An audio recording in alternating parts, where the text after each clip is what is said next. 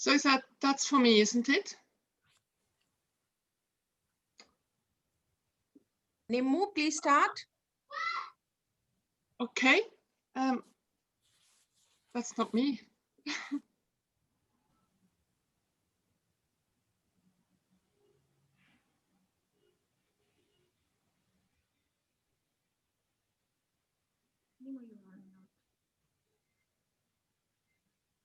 Nimu, you are muted.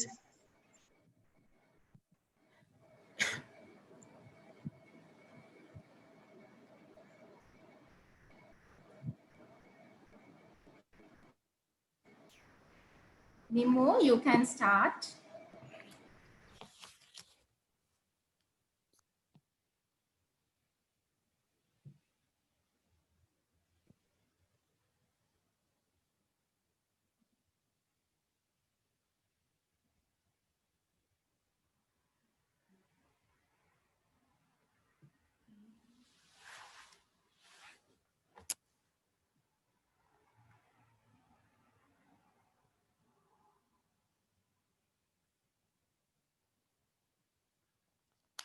Ruth, perhaps you can start.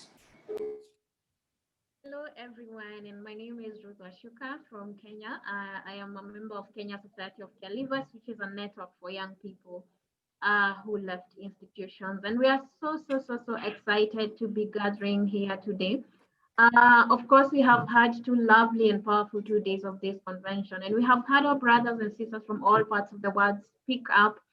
And I am so most excited about this. So the 2 days we have had are loud and clear that what caregivers want, and one of those is that they want to be included, they want to be heard, and they want to be included not just in some of these things, but even at their policy level.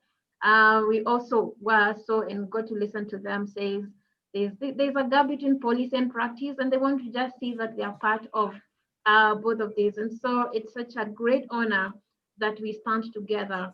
We bring practitioners, we bring researchers, decision makers, funders. And all we need to do is that we bring all these people together for the best things for our caregivers. So my co-host today is Nemo, and she'll be joining shortly. She'll be able to speak to us.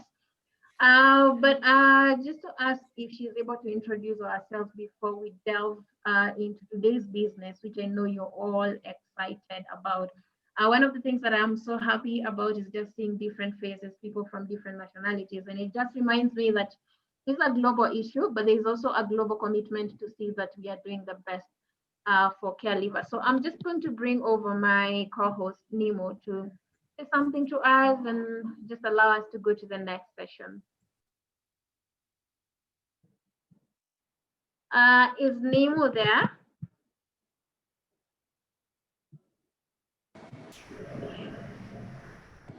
Ruth, may I request you to... The challenges that with everyone, and I know one of the things that we've been talking about is the new normal that comes with the pandemic. And we can all agree that we have had hitches here and there, with technology, getting to know how to maneuver around. So we are just extending some grace to her as she tries to log in back. But one of the things I just want us to be thinking about is the things that really stood out for you within those 2 days. I know there are people who are like, I can't believe that this is coming to an end, but I also can't wait to see what are key takeaways for this. And so today's session is on knowing about what is really being done out there in the world by other people for the sake of caregivers. There's what the caregivers are doing. There's what Kenya Society of Caregivers has been doing for the last 11 years. There's what other networks of caregivers are doing and individual caregivers. But also, let us acknowledge that there are equally other people who are very concerned. The organizations and experts around the world that are really concerned about the welfare of young people living care. And so today's session is just to understand exactly what is being done for caregivers and us. When I say us, of course, identify myself as a young person who's left care. What is that one thing that people are doing together? So we're going to hear from practitioners from different countries, and then a panel of young caregivers who are going to also tell us what it means to them, and all of us are going to come together in this session to present our collective voice. So our agenda for 2022 might be set from today, because once we get to hear from these we are of course not stopping at 2020, but we know we want to run till 2022 and just have the things moving. So I just want to begin with the first technical session for today, and this session will bring us to sharing some of the good practices on living care. Everyone has talked about how, caregivers will tell you how they left care. This is what was done for me. This is the good practice. This is what I loved. Others will tell you, I didn't love the way I exited care.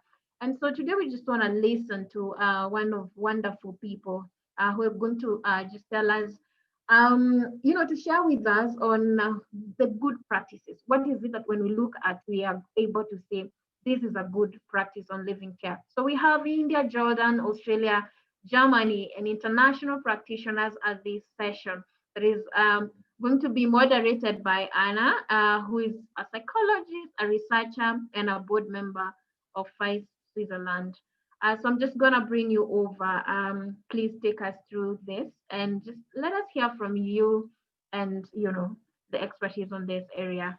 Karibu sana to mean welcome so much in Swahili. Thank you very much, dear Ruth. Guten Morgen, I would say in Swiss German, because it's morning here. Good morning.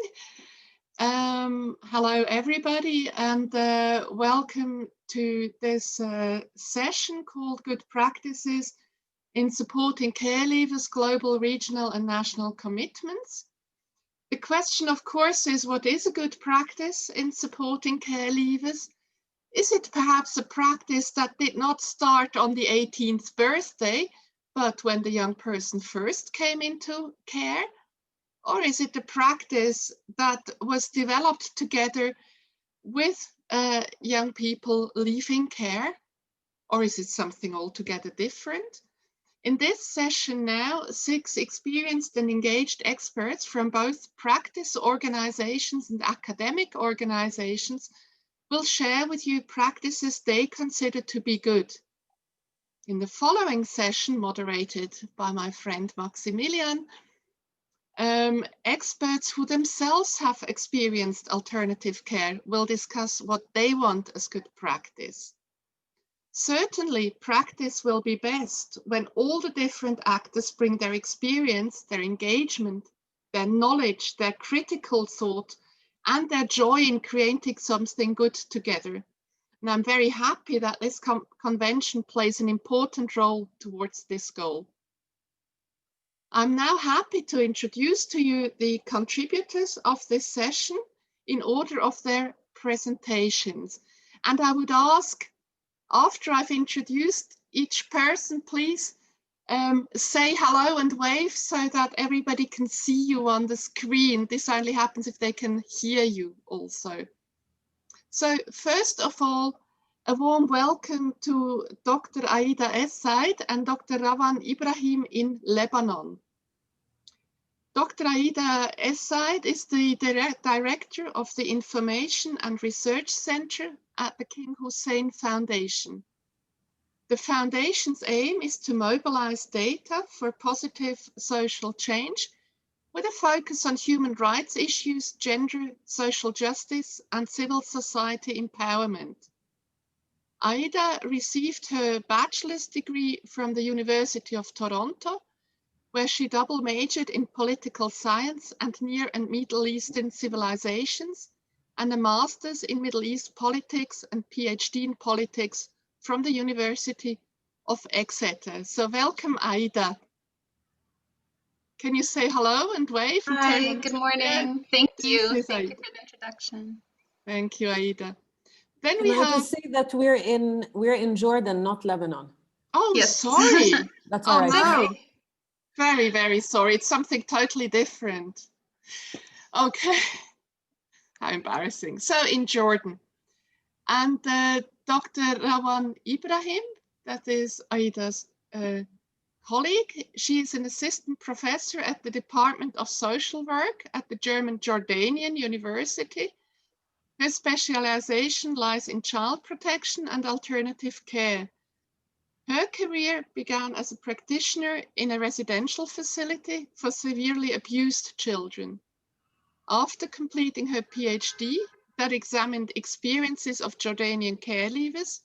Dr. Ibrahim was director of the UNICEF-funded program that supported the Jordanian government to deinstitutionalize children and establish foster care in Jordan. Ravan continues to consult for UNICEF. Her interests include preparation and post-care support of youth transitioning from substitute care to adulthood and implementation science. She has been part of INRTAC since 2006. Hello, Ravan.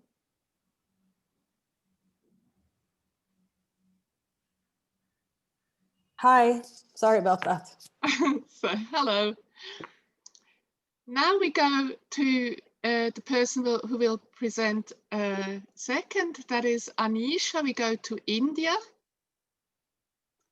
Anisha Vadwa is the Executive Director of Udayan Care India, an alternative care and higher education focused non-profit, the organizers of this convention.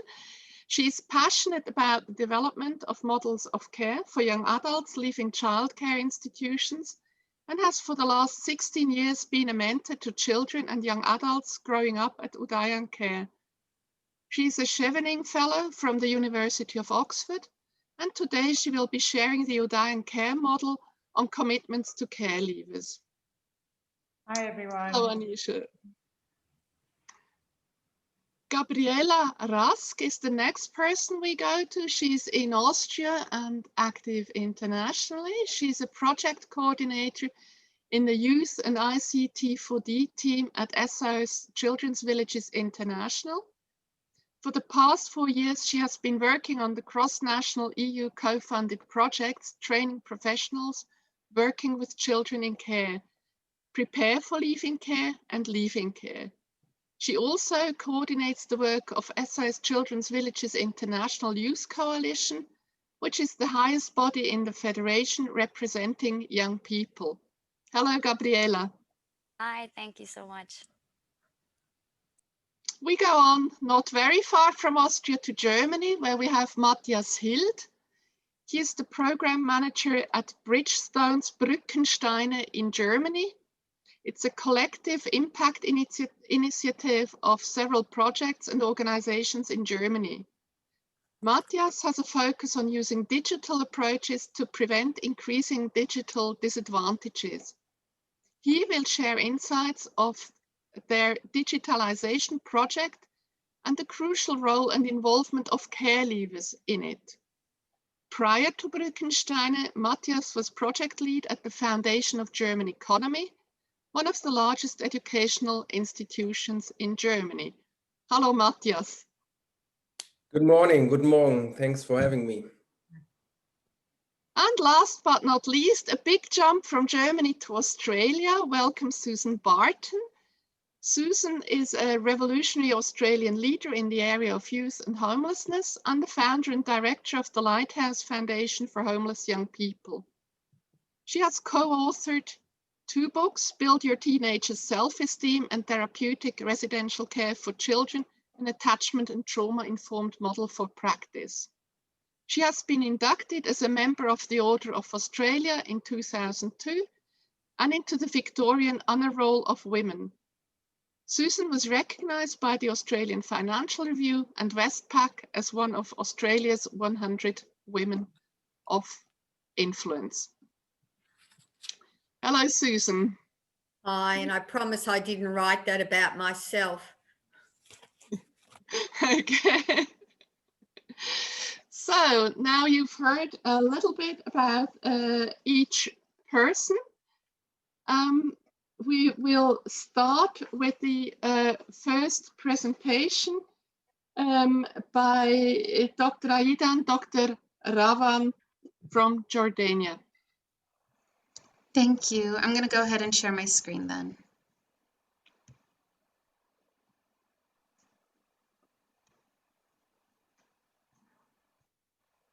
Second.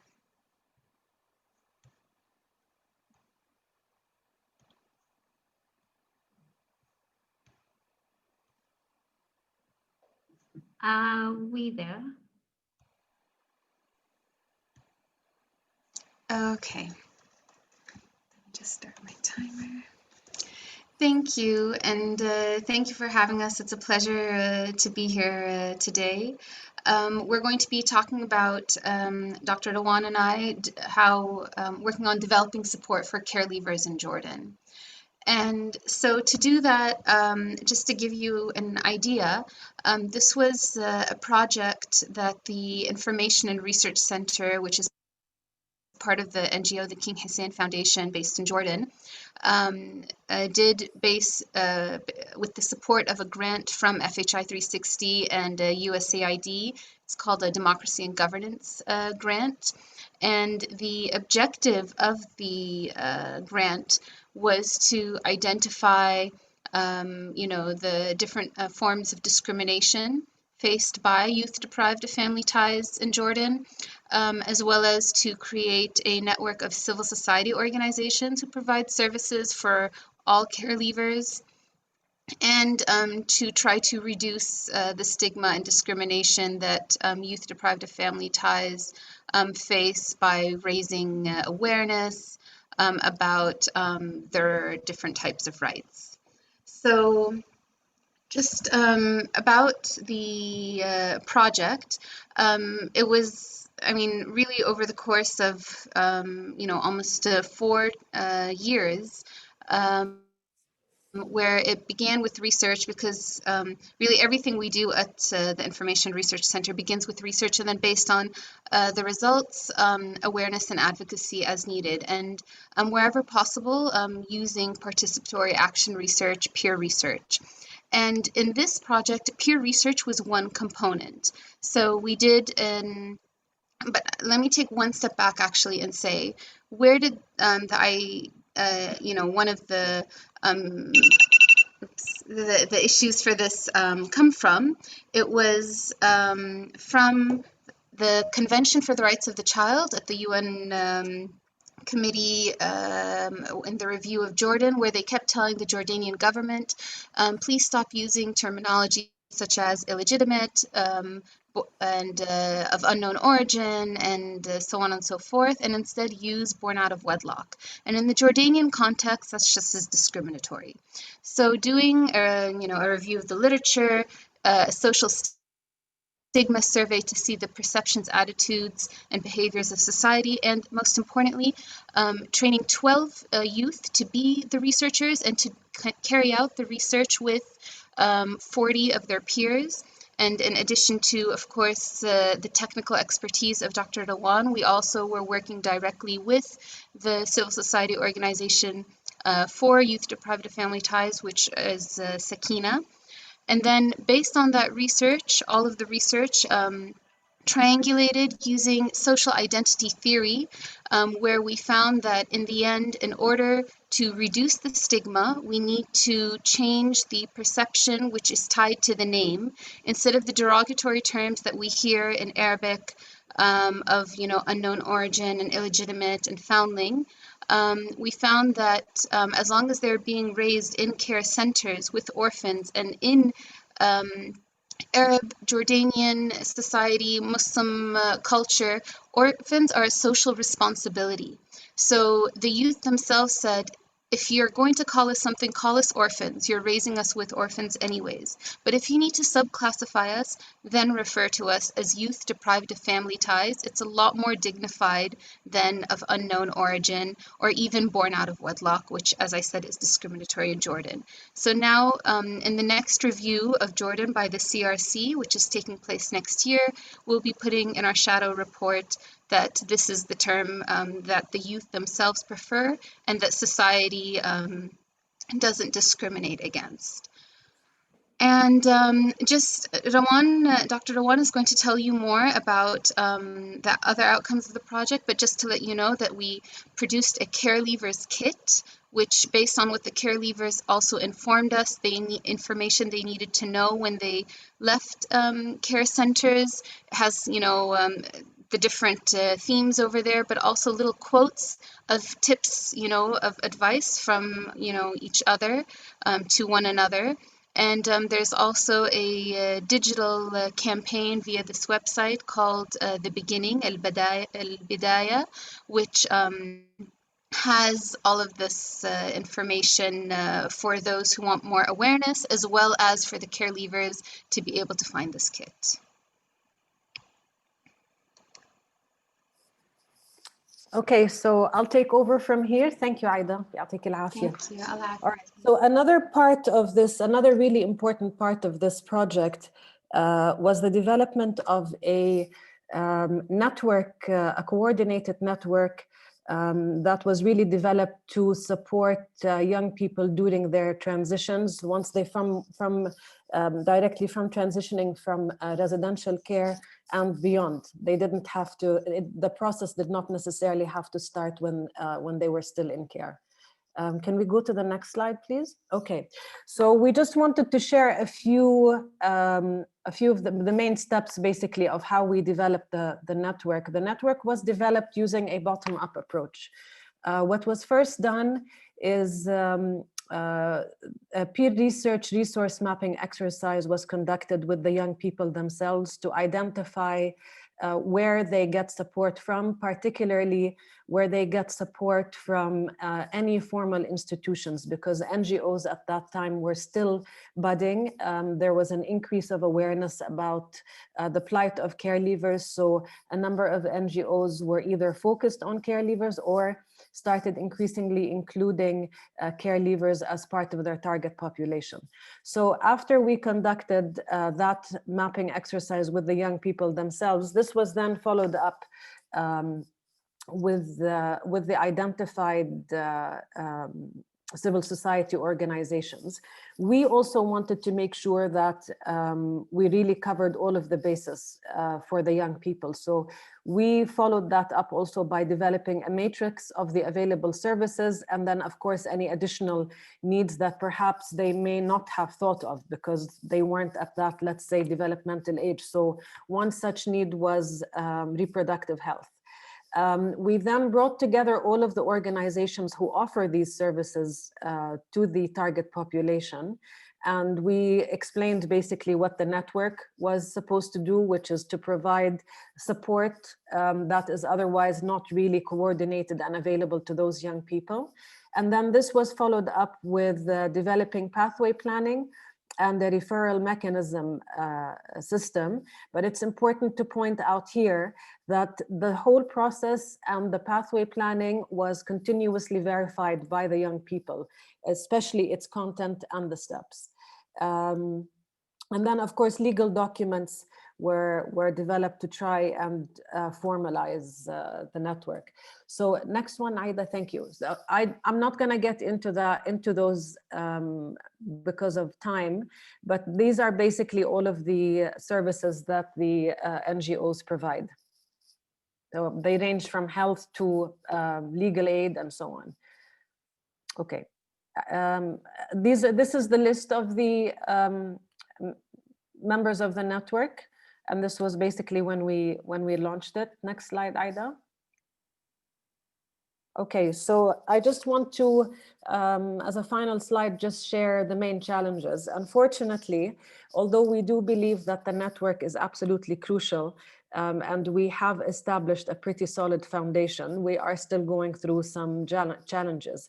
There's no government policy to support the network. This, of course, is affecting the commitment of the members and the consistency in the actual implementation of the referral mechanism. So they provide services, but they're not following the referral pathways that we developed. The leading NGO that's supposed to initiate and coordinate pathway planning is also struggling with financial stability. And it's also paper-based. It needs to be web-based, and this, of course, requires funding. And then we also have some additional references. If anyone is interested, we'll share that with you, and I'll end here. Thank you. Thank you very much, including for the excellent timekeeping. I would like to remind the audience that you have the opportunity to send questions to all of the people in this event. and that you will get replies to them. So if you're curious to know more, please get in touch. We now go to the presentation by Anisha Watwa. Thank you, Dr. Anna. Aviral, may I ask you to share my slide, please?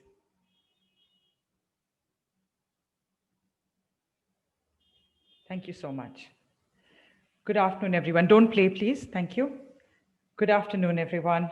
And it's amazing to me when I hear our colleagues across the waters, across the sands, and across the world, and how similar, whether it is our care leavers or whether it is our practitioners or our researchers, and yet all of us are heading the same way, and all of us are facing so many of the same challenges. I would like to talk with you for the next 5 minutes a little bit about Udayan Care. We are part of the organizing committee of this convention, but most importantly, we are practitioners at the soul of Udayan Care. When I say practitioners, 26 years of youth and child support through a rapidly changing regulatory ecosystem. Udayan Care has been caring for children across the northern part of India for the last 26 years. And our aftercare model has developed as we have seen the children grow in front of our eyes. We have a model that is called mentoring. It is absolutely, as I've mentioned here, in the continuum of care as children grow up, as Dr. Anna mentioned. When does care really start? When does aftercare start? When you turn 18? Or as you are growing up, when you come into care in the first place? That has been Udayan Care's total and absolute commitment, the continuum of care brought about by the power of mentorship. Our aftercare model is focused on mentoring until there are mentor fathers and mentor mothers, civil society members who bring stability and continuity to the children who are growing up in care. But as we brought our children up, as we saw our children grow into young people, adjusting into life and reintegrating into society, we wondered about the 9,500 childcare institutions and the 370,000 children in care across India. And we had no more data. So as Dr. Ida said, what we needed was research. What we needed was to listen to our care leavers who were growing up out of care. And so the Beyond 18 study was conceived with care leavers. What did they want us to know? What was it in these 5 states and the 500 youth and those that cared for care leavers saying to us? How did we fund this? We reached out to UNICEF and we reached out to India's largest philanthropy. And soon, when we came about a model, this wasn't about us. It was created by the care leavers. May I please ask you to play the video, Aviral?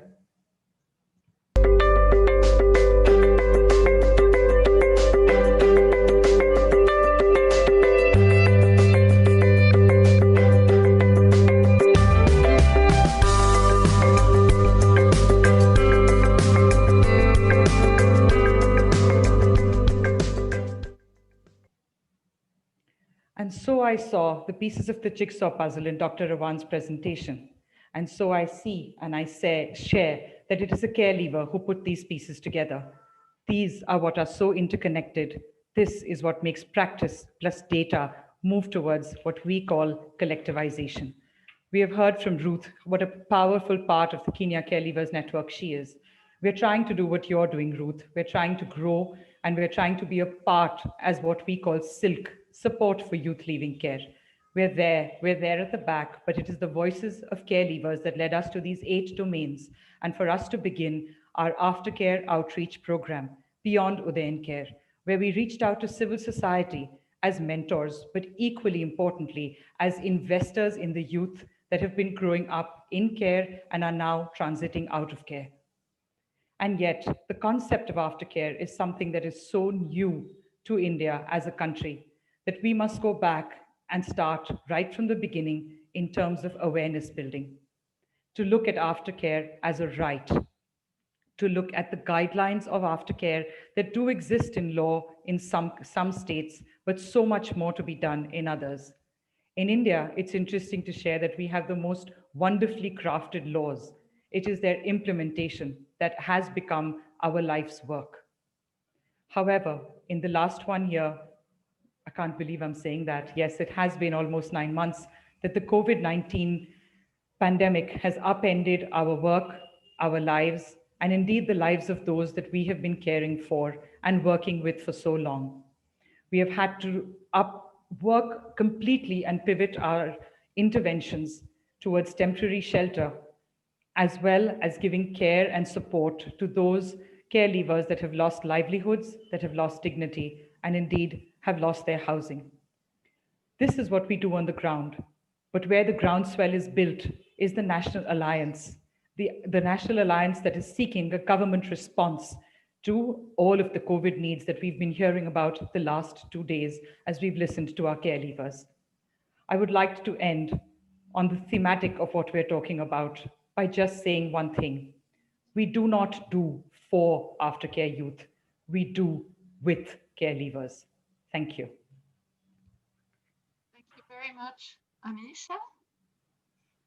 We jump back to Europe, but to somebody who is active internationally, to Gabriela Rask and her presentation. Thank you so much, Anna. I hope you can see my screen. Thank you so much, and huge congrats to the organizers directly involved in this great convention. And also thank you, Ruth and Nimu, for hosting us today. So last year, during our regional Leaving Care Consultative Forum in Nairobi, I had the pleasure of meeting Gift Sorai, who is the founder of the Zimbabwe Care Leavers Network. And I think many of you heard him speaking yesterday. And one of the things he said that continues to echo strongly in my mind is, we do not need handouts, we need hand-ups. So how does SOS Children's Villages empower and support young people in care, as well as those who have already left care, to become their strongest selves? This is the question I'm going to try and answer in these next few minutes.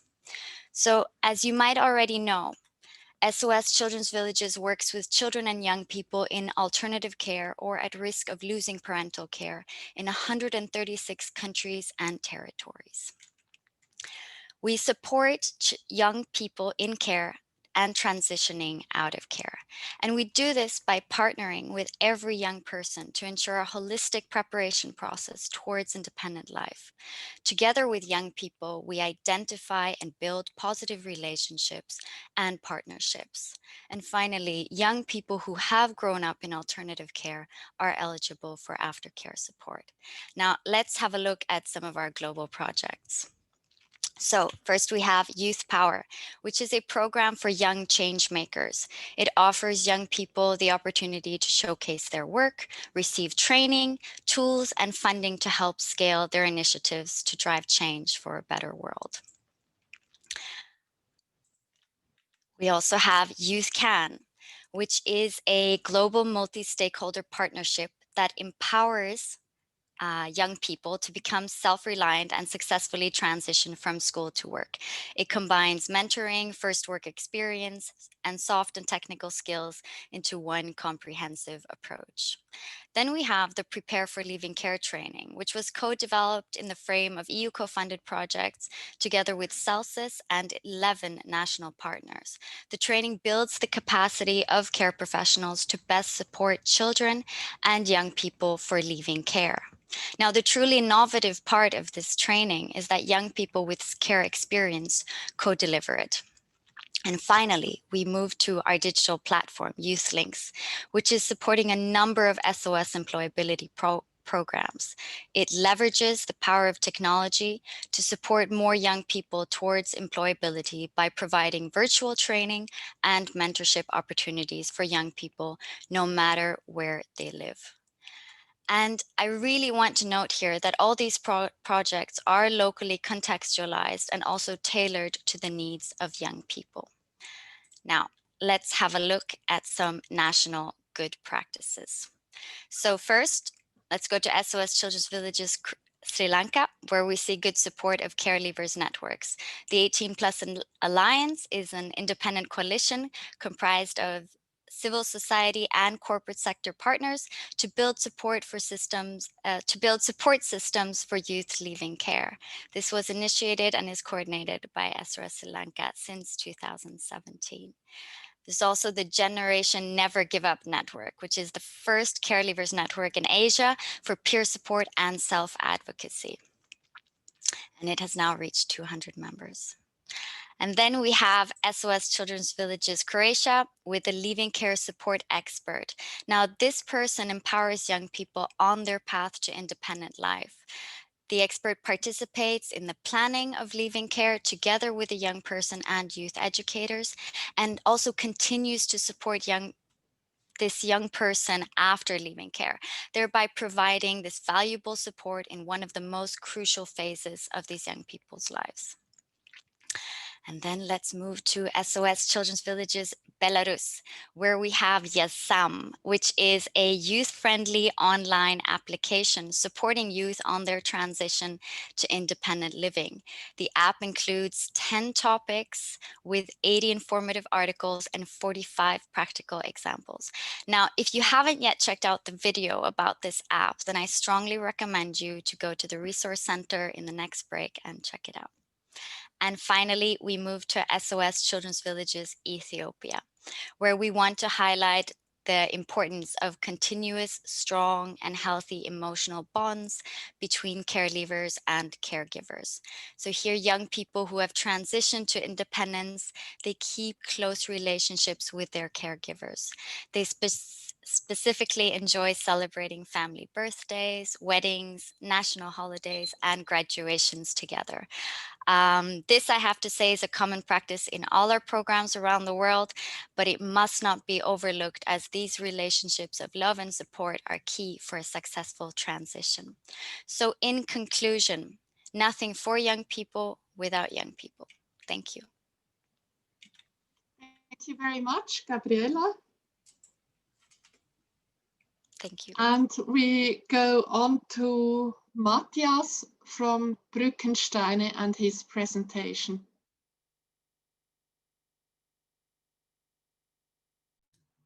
Can you hear me? Okay. Good morning again. Thank you very much for the invitation. And of course, thank you for the chance to share what we do. To say it up front, please contact us if you are interested in sharing discussions afterwards. But now let's start. I'd like to start with a simple invitation of Simon Sinek. He says, always ask why. So why does Brückensteine Care Leaver exist? Because being independent does not mean being left alone, as simple as that. And we all know too often care leavers are left alone after their time in youth care. Therefore, thanks to the initiative of Drosos Foundation, in 2019, we joined forces and started Brückensteine Care Leaver. Stones of the bridge for care leavers is Brückensteine. And together we explore new approaches and innovative perspectives. At Brückensteine, I'm part of a larger community, as you can see on the photo. It shows all our practitioners and 4 care leavers at our summer meeting in Berlin. And by the way, today I speak on behalf of this group and all involved of our initiative. Our work is based on the principles of a collective impact initiative. They are our baseline, and together we are committed to these high fives. As you can see on the right, one of our high fives is to bring care leavers to all levels of participation. So participation is a central pillar of Brückensteine. That means that we always start with the question of how care leavers can be engaged and involved in our projects. How do we manage to empower them to have a say? On the right, you can see some results and levels of participation. For example, we set up a steering group with 3 care leavers as elected members, and they have a say in strategic decisions. Okay, let's zoom into a concrete example. One of our umbrella projects is the development of a digital platform, literally from the scratch. That project is, in our opinion, a very good example as we pilot innovative approaches in order to enable the beneficiaries who will use the platform in the future. And how do we do that? Maybe you know that very often projects and services are developed without the participation of the target group.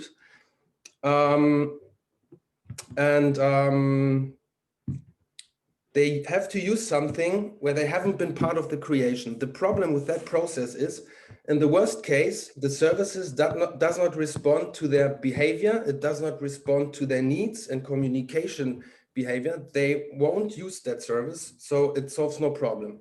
And we want to change that.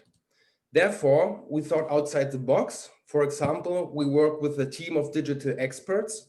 We involve care leavers, and we invited the Care Leaver e.V. to take part. And we combine user-centric design with our principle of experts by experience.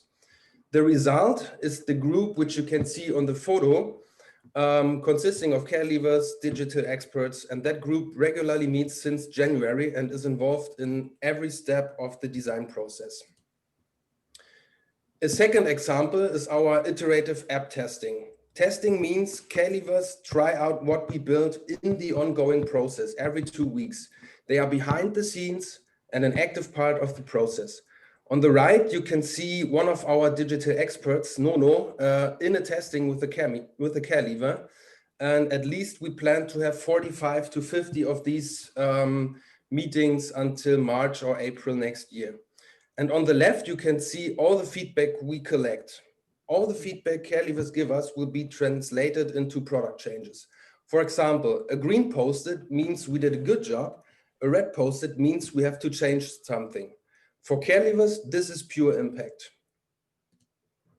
To sum up, at Brückensteiner Care Leaver, we try to create an environment for care leavers of direct participation, a personal feeling of having an impact, being part of something new, and developing ownership. That's it. As I mentioned, please contact us. We are very happy about any collaboration, and thank you very much.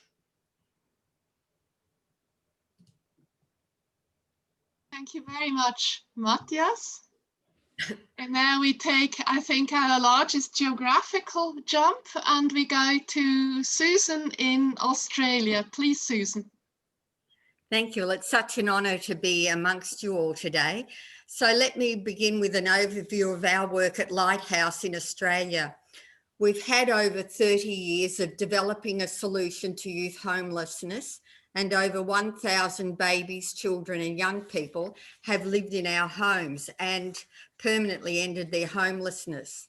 Most of these young people have been in our child protection system. Young people aged 14 and 22 can join our adolescent program for the older kids, and they live in one of our homes with usually 3 other young people and 2 constant live-in carers. And by the way, we receive no recurrent government funding. It's hard to say in 5 minutes all the body of work, but I co-founded a book, as Anna said, on our practice, providing a comprehensive and clear account of our theoretical based model of care, whilst bringing this to life with real life stories of our young people and their carers. And it's called Therapeutic Residential Care for Children and Young People, an attached and trauma-informed model for practice.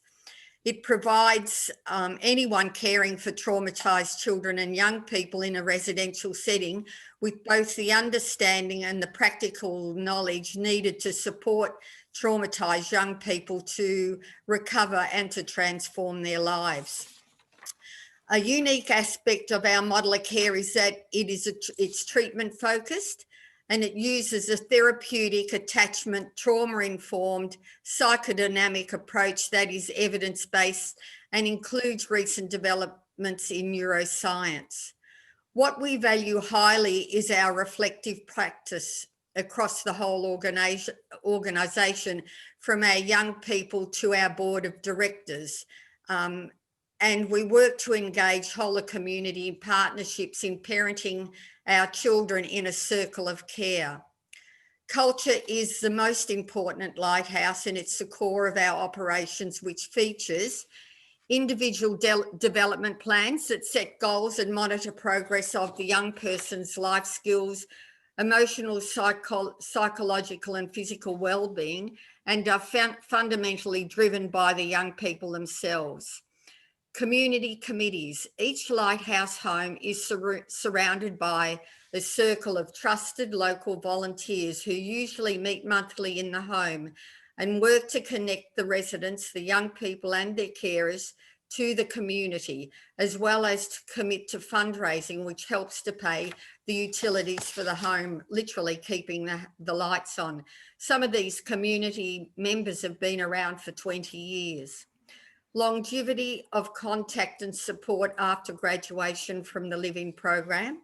The young people can stay as long as they need and then are supported to transition to independent living. Support is still available when needed and social contact is maintained, enlarging and growing the Lighthouse community. Prior residents have returned as carers, receptionists, psychologists, and can sit on our board as directors. We stay in contact with our young people for decades, after they've graduated from our homes. Our outreach program, operating from our Central Youth Resource Centre, provides a touchstone of support when needed for our growing community, and you can read more about the whole of our program in the book. But what is most important today in all of this, as you all know, is our young care leavers, to hear their voices, listen and act on what components of our program that they say matter to them. What our care leavers said mattered to them was that they had a sense of belonging. They knew they could still visit regularly for dinners, be mentors to other young people, and join in all community celebrations such as birthdays, special gatherings, visits to the home, or just to touch base. They knew they were loved and that there was emotional support constantly. They felt they had choice and were listened to, and were agents involved in building their own lives and planning their transitions to a fulfilling life. They are glad they have learnt the hundreds of practical skills to manage their own home, such as cooking and changing a light bulb. And they are supported to find safe accommodation, training in finance, health and well-being, and personal and social supports. And they also learn how to regulate themselves if they feel stressed, and could return home for respite if they had mental health or other issues and they still felt part of our community. They said they knew they could always ask for support from their Lighthouse Community Committee and could turn to this network for finding jobs, attending university and gaining apprenticeships. And in finishing, there was a Harvard study released in 2015 that said every child who winds up doing well has had at least one stable and committed relationship with a supportive adult, and that's what we're predicated on. Thank you very much, Susan. Oh, and there's the book. Excellent, thank you.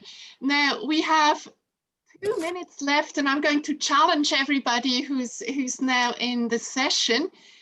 We have heard a lot about involving young people. That does not only need active young people, it needs certain attitudes from us and our organizations.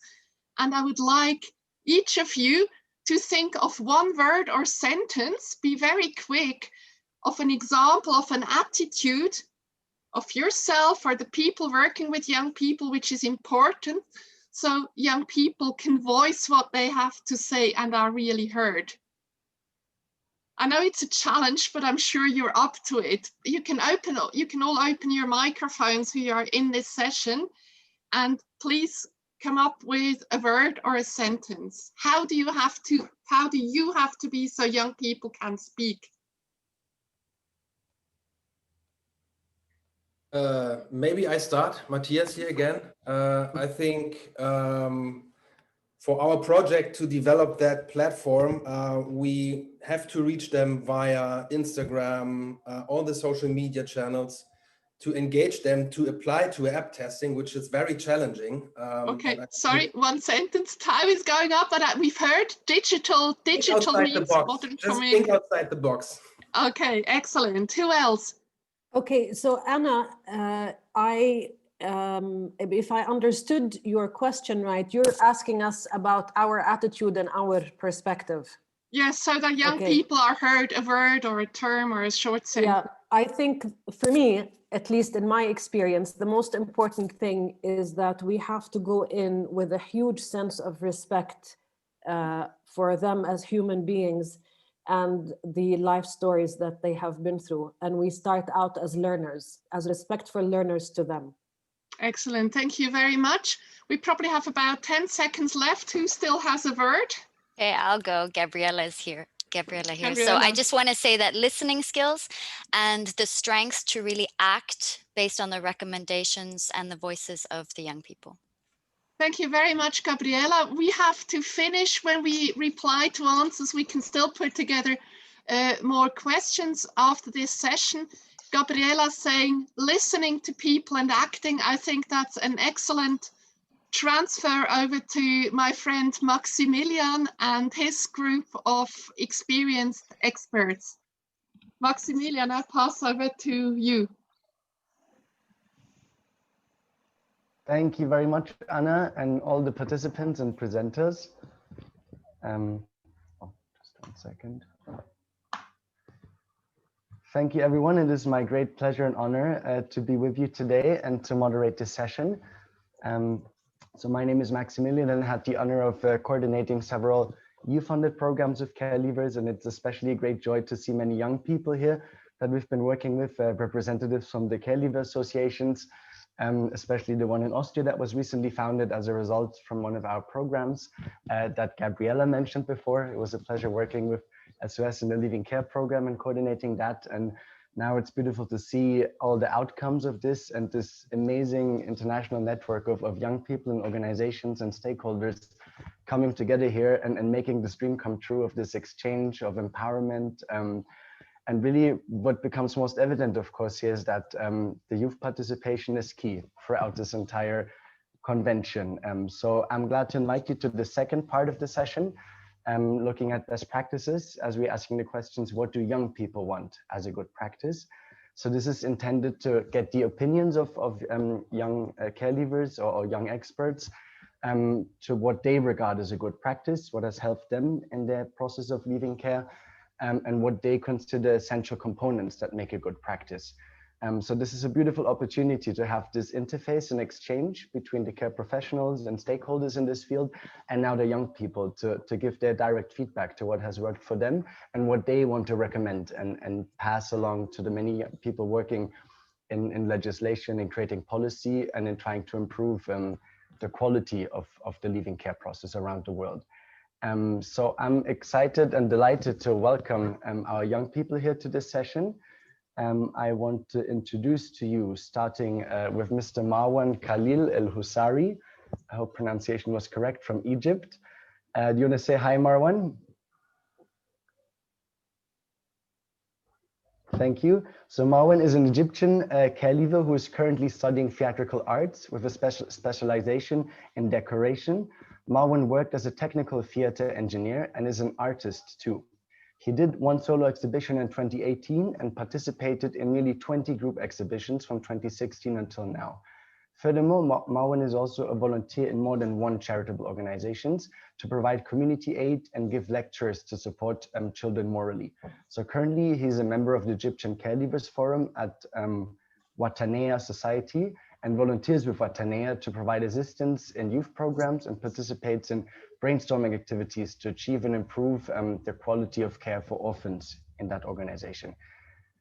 Further on, I would like to welcome Georg Turnwalder, George, or in Austria, as we are pronouncing him, Georg from Austria. Georg, you want to say hi? Hello. Hi, Georg.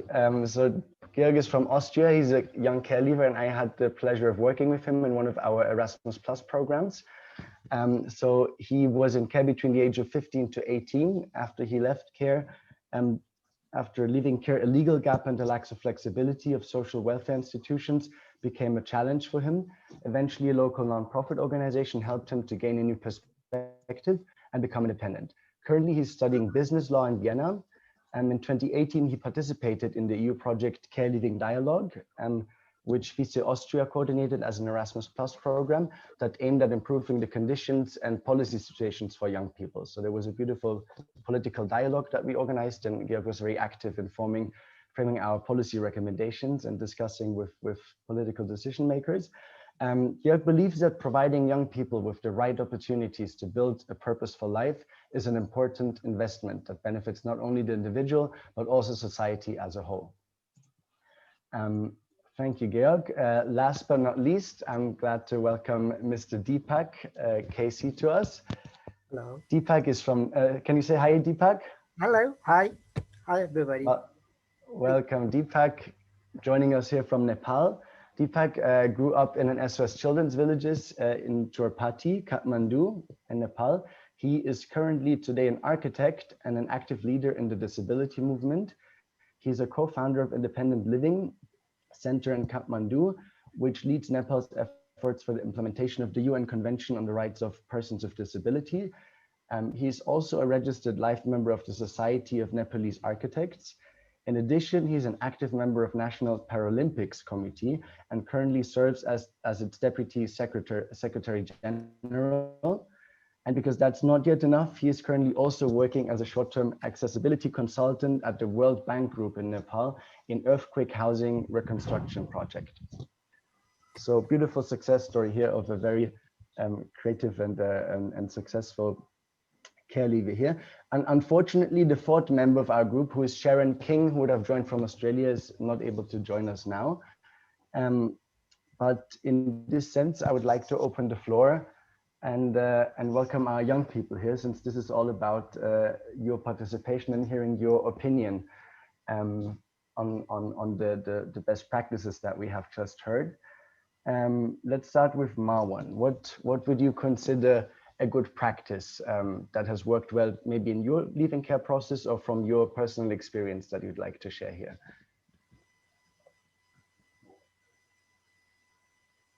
Oh, sorry, Marwan, we cannot hear you.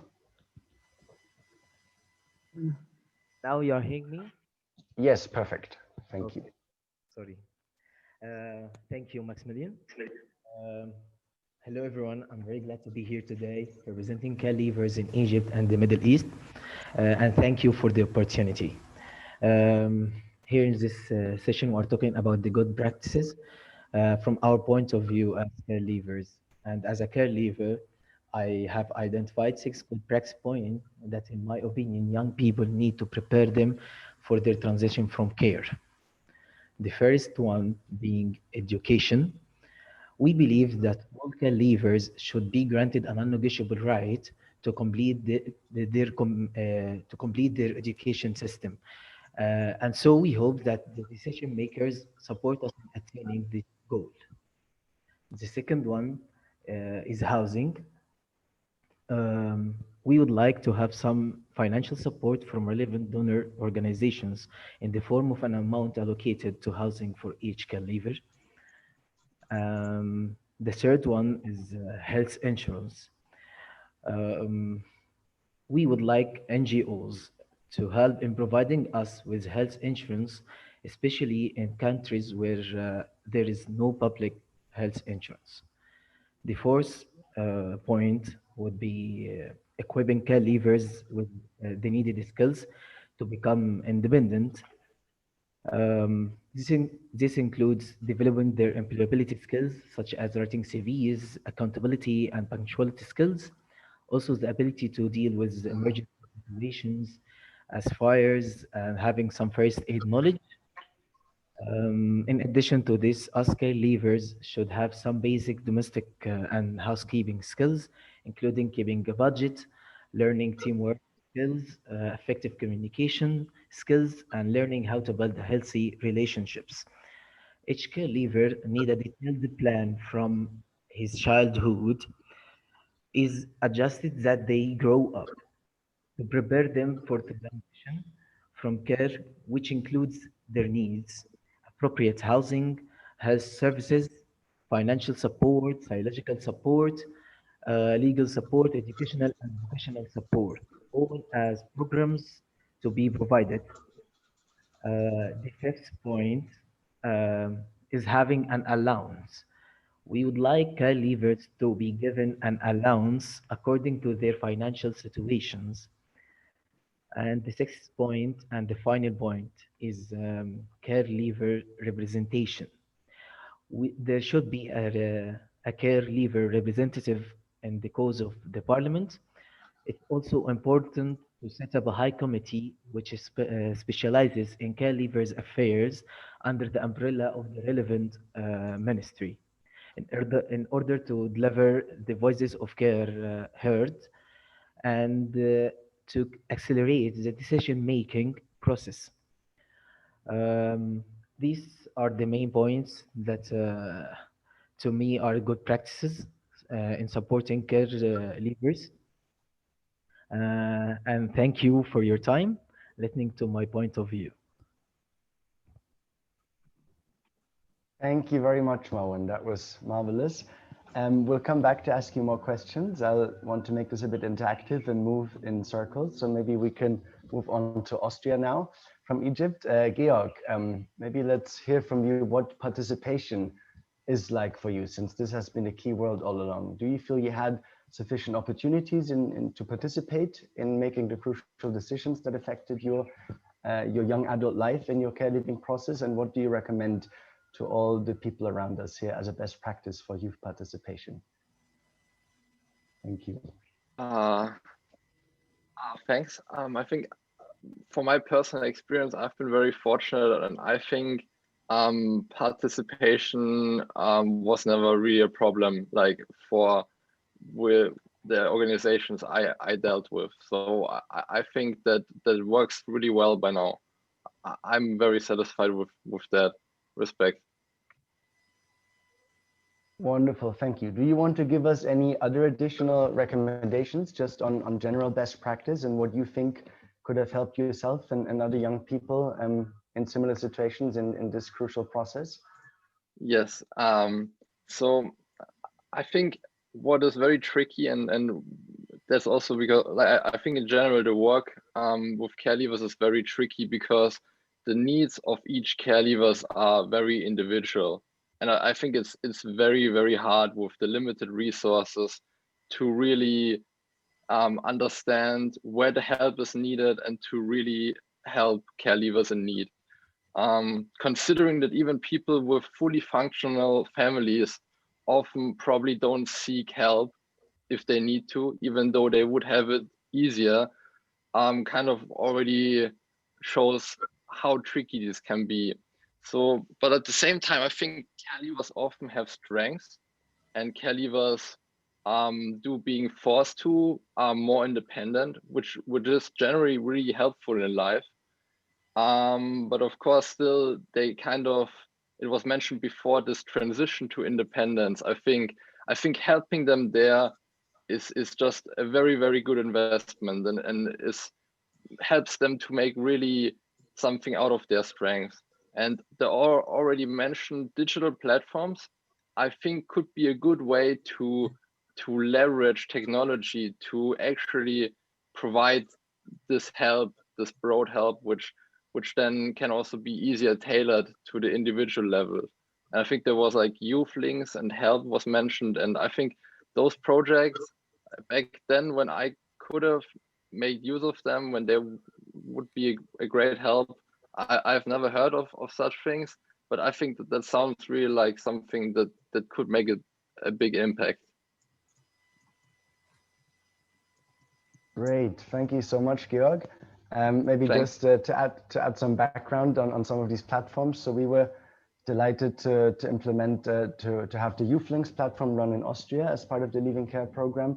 And it was a beautiful opportunity providing a platform for young people to exchange, to provide peer-to-peer mentorship, as well as we had invited care professionals and people from the business sector who would come in as mentors on trying to improve the accessibility into the job market. So there was lots of direct mentoring on writing a CV, on doing a job interview, and especially the peer-to-peer mentorship aspect was great. So I'm also glad we have Matthias here, whom I know is building a great new digital platform that could hopefully provide more accessibility to young people to exchange. So thank you for your input on that, Georg. Let's move on to Deepak, over to Kathmandu. I know Deepak has a short presentation about all the amazing things that he's doing. So maybe instead of me limiting it to a question, I'll give Deepak the floor to present about his background and amazing experience as a young person who has achieved all these things. So Deepak, the floor is yours. Thank you, Max. Thank you very much. As I was grown up in SOS Children's Village, maybe the experiences and the coming up presentation will be the elaborate form of the SOS International's the presentation. It will be, I think, the one a kind of the a story, extra part of the story of the SOS Internationals as good practices. So without delay, I would like to share my not a kind of my journey as a caregiver from SPS to the current situations. So so I would like to share my presentations. Thank you. Yeah. Uh, uh, can you see my presentations? Okay, Yes. thank you. Thank you. As I am the only the maybe the I guess only the persons having the disability in this caregiver experience, I thought that my personal journey would be worth for all of you to see how my life, how the caregiver life a person with disability who was raised in SOS Children Village looks like. So I will just briefly tell you my overall journey from where I was, how I entered to the SOS and what did I do throughout my whole journey. I mean, overall journey. I'm an architect and also an activist. Uh, Talking about my personal journey, I was born in the rural part of Nepal's, uh, in the period where even the normal people should have to struggle entire year for their basic livings. So at that time, the access to the even the access to the educations.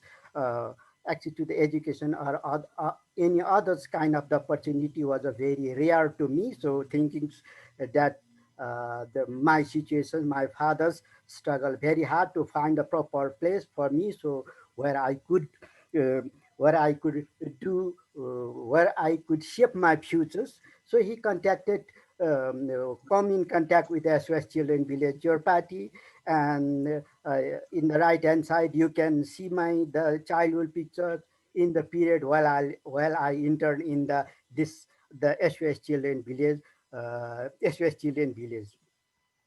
So this is the part of journey while interning the SOS Children Village. It was really a turning point for my life. I got exactly what I need as a child. As a child, access to the educations, a mother, fathers, a kind of the homely environment that every child need at that period. And as a normal child, I study in the normal school and finish my normal schools. And later I managed to study in university as well, uh, as a normal. And the left hand side is the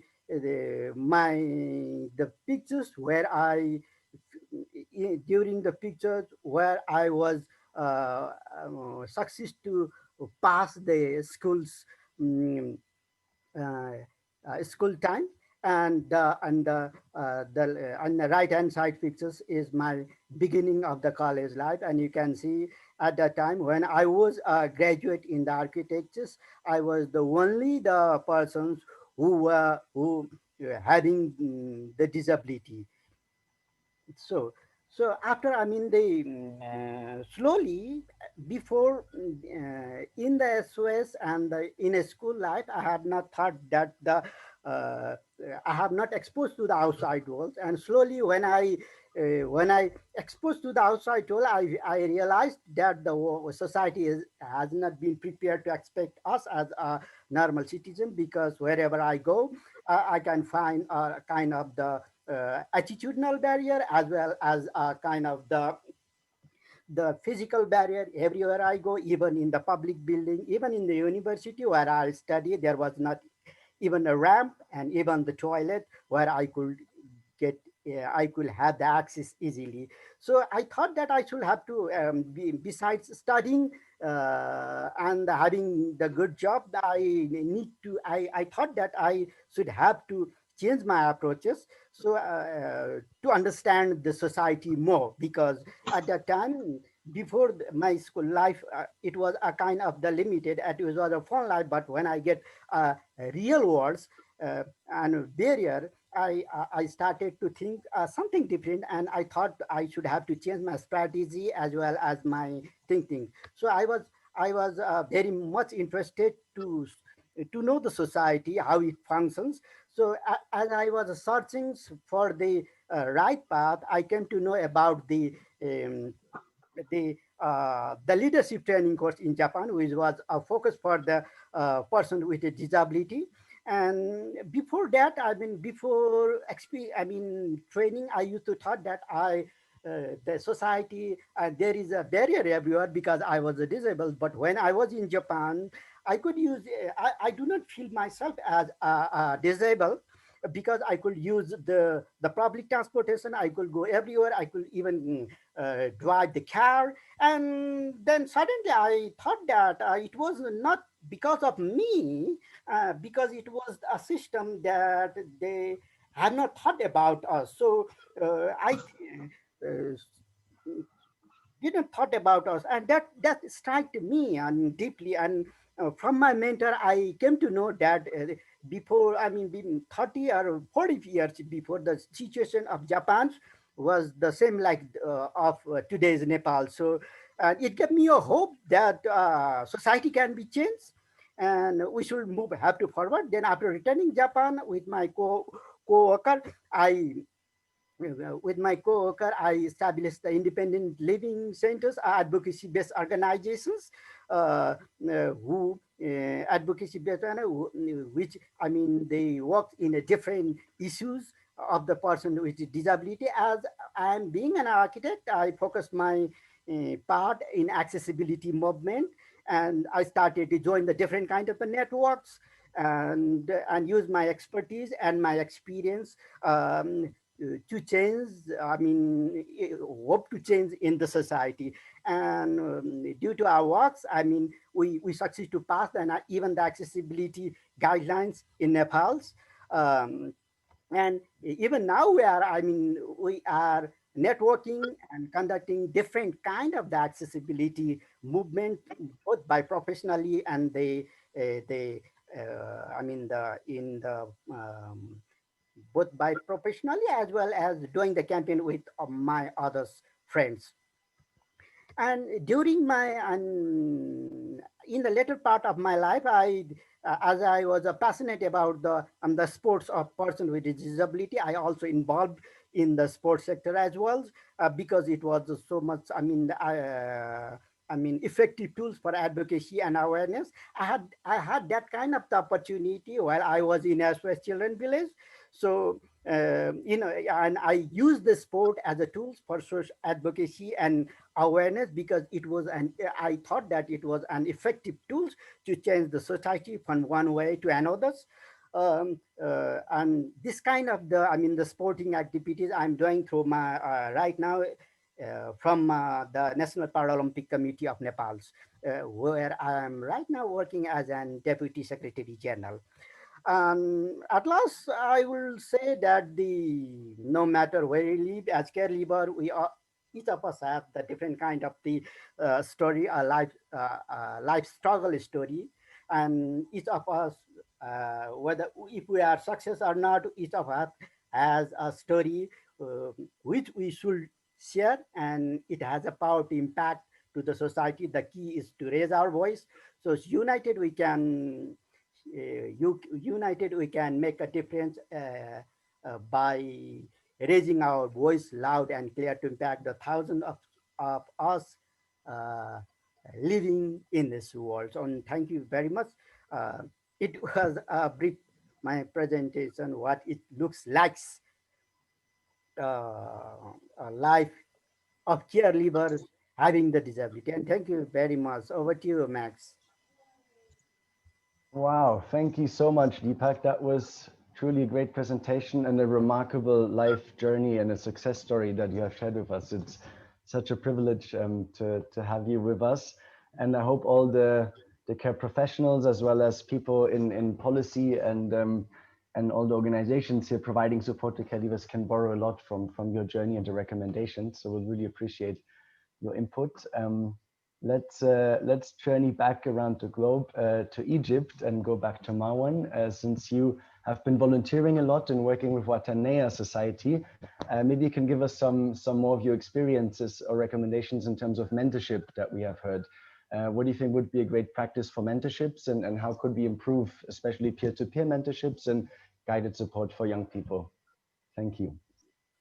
Again, I'm doing it. Hello again. For mentorship, I think, yes, I'm a volunteer in Watwa Society, and we do a lot of, like you are saying, mentorship. We are saying that we can say the support, mental support and psychological support is one of the most important things you need to do in this stage of caregiver's life, because it's a transition. Maybe they are not fine with it.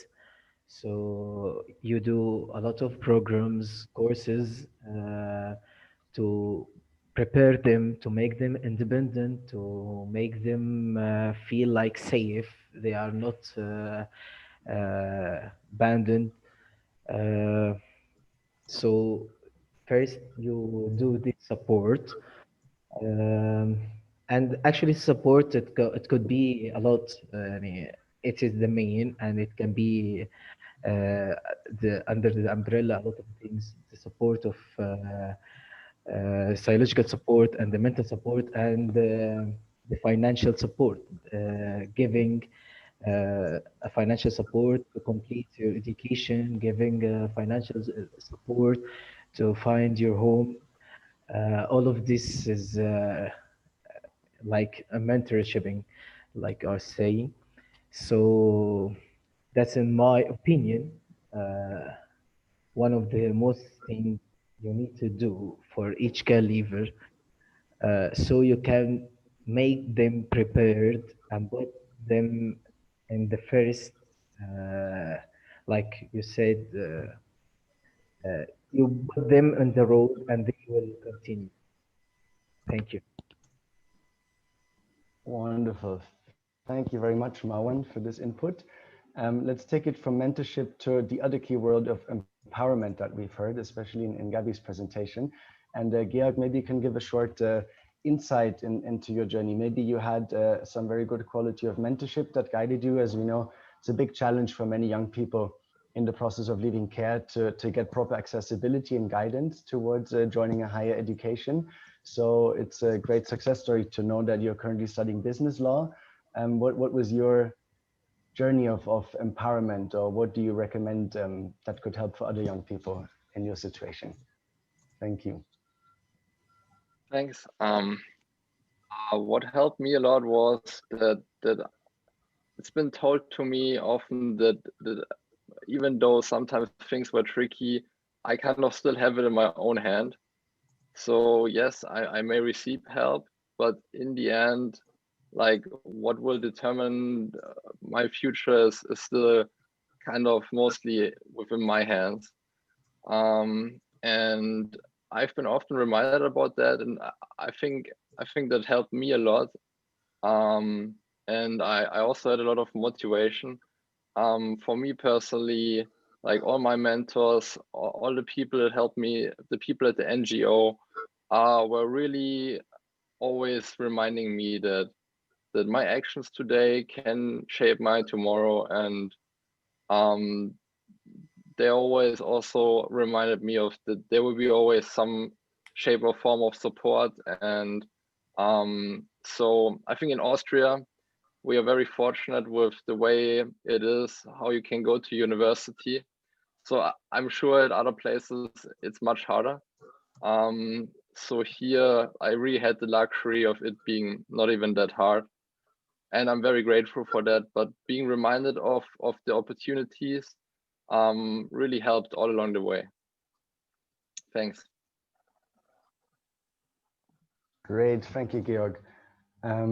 Yeah, I guess we can collect some of the biggest challenges, and what you can also see, a great synergy in policy recommendations that have come up or demands from care leaver networks around the globe is just that limitation of global policy that supports young people mostly until the age of 18. And that then, of course, affects all aspects of funding and forces many organizations to do most of their work supporting young people beyond the age of 18 to become voluntary work. This is actually a comment I want to get into that a participant just raised, Hala Notieno from Kenya. And actually, I forgot mentioning that today I'm also joining you guys from Kisumu. So Ruth, I'm your neighbor. I've had the privilege of working with FISE Kenya in their foundation, and I'm currently here working for our NGO called Make Me Smile Kenya. So we're supporting about 22,000 young people here with a team of 400 social workers. And we've been also seeing that resonance of the biggest challenge being, what to do beyond the age of 18, because most of the funded programs as well, whether it's government or it's from the international community, the funds and grants just mostly go to supporting young people to the age of 18.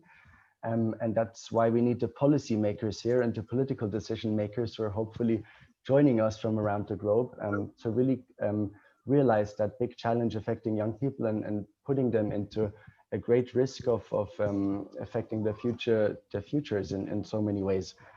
So other mutual demands or challenges that we're faced are this flexibility to change the care and to support, so between foster care or residential, as well as the continuity of relationships. So many young people have great connections with care professionals, and then this is kind of interfered by the 18th birthday. But maybe, yeah, just to give it back once more to hear the voices of care leavers, I'd be glad to, maybe first we can ask among the 3 participants of you if you have some more recommendations, especially to the organizations and the best practices that were presented. And otherwise it would be great to have maybe Ruth and Nima here. I'm not sure if Nima still has technical challenges or is able to join us now. Since you've been guiding the whole convention, yeah, it would be great to add your voices still and see what else you want to share with our participants as best practices. Thank you. Yeah, I just want to clarify, am I audible? Yes, you are. That's fine. I missed my first introduction, and also I just want to thank you, Anna and Maximilian and all the great speakers. And as a care leavers, I have a few questions because I was just missed the first spaces, but I have listened to all, and I have just a few questions from you all, the speakers. First, I just want to ask to come on board for the speakers who were in the previous session with Dr. Anna. So I just want to ask, are you already in the implementation stage to good practices for care leavers? And also, what inspired you from what the care leavers now presented here? I think you have got my question. Gabriela, I think that I like your smile. I think that you will be speaking at me. Yes, may I? Yeah, definitely. Okay, so all the projects I presented are in implementation, they're ongoing. And I have so many takeaways. I have taken lots of notes listening to Georg, Deepak, and Marwan, Khalil. And I love the last quote from Georg, and that he said that even though it was tricky, I still have it in my hands. And for me, that's such a big takeaway to to also remember, and what I also hear from the young people that I work with, that the future is really in their hands, and we are there to support in whatever way we can. Thank you. Yeah, thank you very much, Gabriela. Ruth, I think you also, as my sis, you also have one question. Yes, I have a question. And first and foremost, thank you so much, everyone, for wonderful presentations. One, I just want to start with a challenge. Someone from Jordan talked about the lack of policy to support caregivers as they are exiting. And I appreciate that we have, organizations supporting caregivers in the Living Care Project. But my question is, without a policy speaking into this, how sustainable do we think this is? Because, with a policy or law, we are not going to hold anyone accountable. If Gabriela chooses not to support caregivers in SOS, how are we going to hold her accountable? So in your own view, do we all think that it's time that we are supposed to initiate a living care policy? And I just want to share something from Kenya Society of Caregivers. It's been 11 years and a lot of advocacy work. But one of the challenges we faced is that not so many people thought about living care really as a problem that people need to address. Up until lately, that we are having some light at the end of the tunnel when, the board mandated with policy making is now saying, oh, actually, because of care reform, we need to think about the transitioning and the living care. And up until yesterday, when they said, yeah, we need to sit down and see what we can do and have a living care policy. My question again to all of us here, for countries without a living care policy, are we all in agreement that this is the only sustainable way and a long-lasting change? I don't know what you guys think, but I feel like as much as there are donors and charities that want to give, it's not sustainable up until we have a law. So anyone who wants to respond to that, and then I'll go to the next question. Thank you, Ruth, for that. That's really very important. I think a really important issue is that, okay, we have some NGOs that are actually very committed and very well established to support care leavers, despite not having policies. But yes, we still need policies because we cannot depend on the presence of a commitment of a few good people that are there at that time. But I think another really imperative issue for policies is not just sustainability alone, even though that's really crucial. It's also about accountability. And if because I may it add, is the state, sorry, because it is, with all due respect, even if care leavers, most countries have signed the CRC, it is the state that has decided to remove those children at very young ages from their families. So while they might not be legally obliged per se to provide services after these young people become adults, they are actually morally obliged. You took that decision on their behalf when they were children, then you continue with supporting them. It's a moral obligation. Absolutely. Thank you so much. Someone else wanted to respond. Sure, I just wanted to add to what Dr. Rowan said in regards to our situation in Jordan.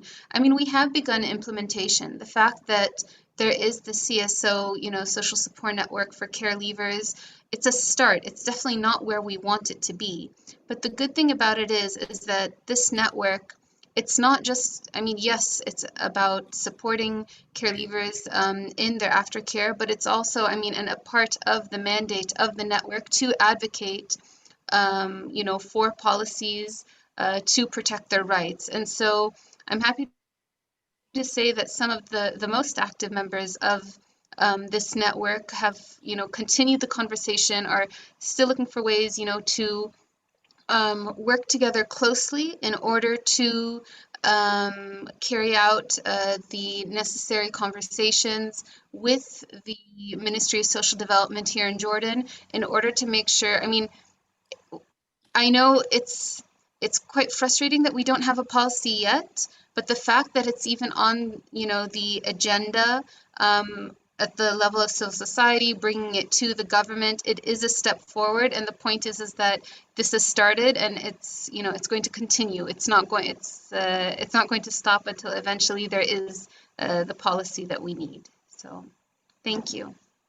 Okay. Thank you so much, Dr. Ida. Maximilian? Sorry, yes, Ruth, I just wanted to wrap up looking at time, so we got 1 minute left. Thank you all so much for your inputs. I'm sure there are many, many more questions. And just a reminder to the audience as well that you can drop all your questions in the chat box and they will be responded to you individually by mail so that we save time. This was really, truly an amazing session, and I feel so privileged that we had all of you young experts and professionals here on the ground exchanging and sharing your expertise. I think it becomes evident that to create a long-term and sustainable impact, there's an absolute requirement for intense collaboration between all the stakeholders, between government, civil society, and the international communities at large, but especially to give more attention to the voices of young people. And this convention is such a beautiful example and a success story of the whole international care leaving world and the networks that are coming up around the globe. And it's beautiful that the organizers and everybody involved is creating this platform to allow all these young people to speak and really inform the international world around leaving care with their personal expertise that they have collected. So thank you so much for this to all the participants and the people who've been sharing. And I'm handing back over from Kisumu to Nairobi, as Ruth probably has some more closing words. Thank you so much for joining us today. Thank you. Thank you, everyone. I just want to let you know that you should not miss the next session because we're just going up for a break, but we have an amazing session for you guys. Please come back, don't go away because we need you. And as Maximilian, comes from Make Me Smile, I do hope that we all smiled today and he has some more to make us smile. So all the best and see you after the break.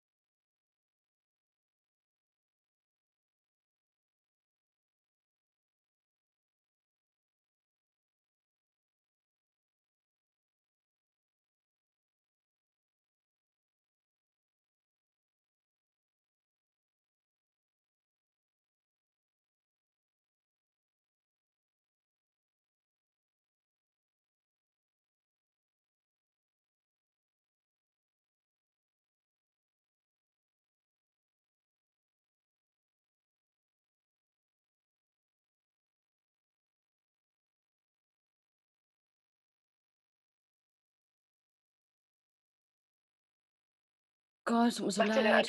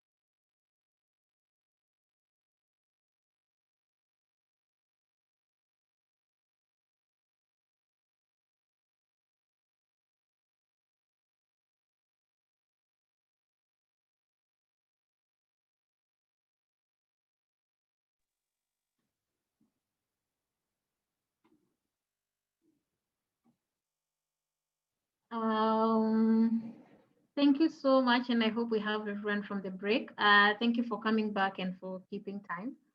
I just think that this is one of the best things that have happened for Calivas, just to come together and listen to all of us. I am just very, very, very much excited about this. And I just want to bring on board my other co-hosts for the last 2 days, Karishma, Nemo, Fabian, and Mai, to join me in presenting to you what we actually think, are the key takeaways for the last 3 days. So please come over.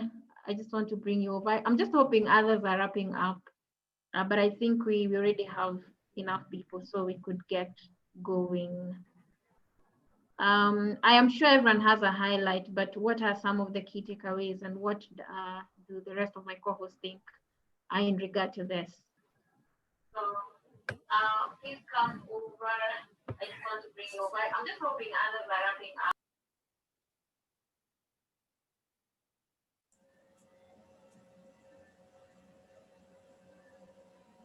Hi, Karishma. Thanks for being here.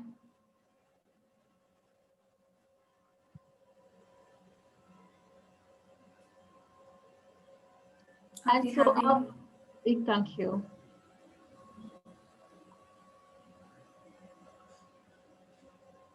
Karishma, over to you. Thank you, Ruth. So now we start the session where we talk about our key takeaways. First of all, a big thank you to all the participants. We have our best to collect draft key takeaways during the 4 pre-event and these 3 days. So European counts as the convention theme is also together towards empowerment. So we invite you to contribute. Next steps and possibilities to participate will be shared at the end of this presentation. Over to you, Ruth. I just want us to see, what are some of these things that are really outstanding to us. But one of the things that caregivers feel, and it's a takeaway for us, is that we want caregivers who understand, accept, and nourish us. And this has been, repeated severally as we were going through the last 2 days. So caregivers want caregivers who understand, accept, and nourish us. And this just brings me to one of my friend and a caregiver from Zimbabwe who said, one of the things that happened to them was being placed with a caregiver that they did not even consent to, and they were never comfortable.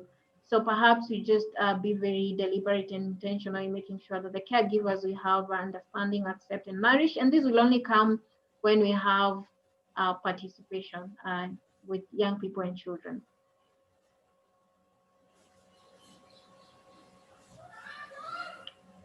The family is as essential as a blood family, and I know issues around family are very complex.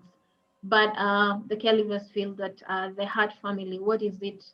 What is the state of your heart at the moment is very essential as your blood family for those who do not have the privilege to be with their biological families. But really, let us just reflect and think of what actually family means.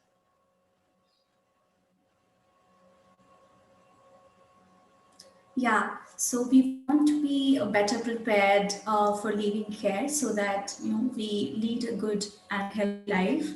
And it is very, very important, to understand that when a child is 18 and not prepared, and suddenly the child goes out in the world, how difficult the life becomes for that child.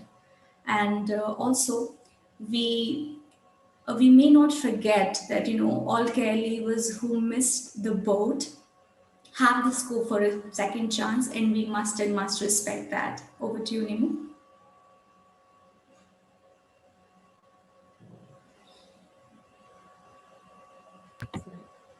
And also we should have a seat such as the table at International Network, UN, etc. And also we need free and colleagues.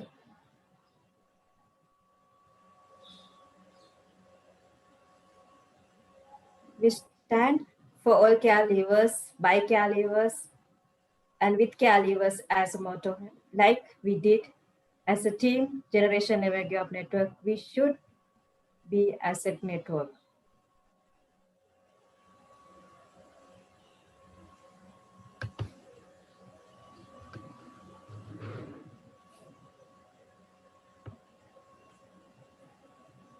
We want, and the caregivers want to have access to the digital world so we can have access to information, education, employment, and other services. This cannot be stressed enough because, we understand the huge digital divide, and we know it cuts across even, people growing up in families, but it's more prevalent with caregivers who are not really able to or do not have the privilege to have access to this. So caregivers and we want to have access to the digital world so we can have access to information, education, employment, and other services.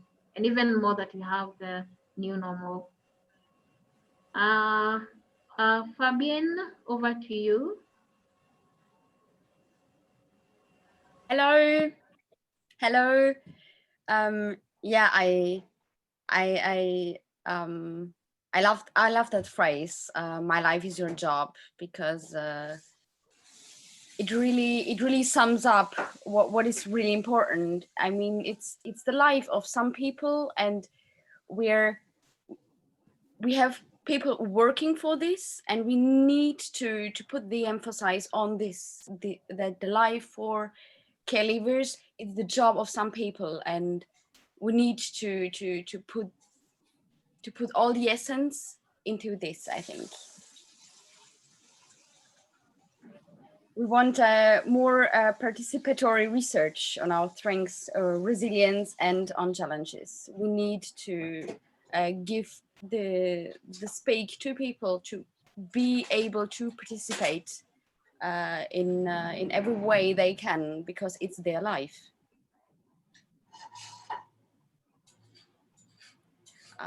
Nothing about us without us. I like to say that this one phrase who says, why are other people deciding, who are not living my life, deciding about my life? Because nothing is without me. Who is about me?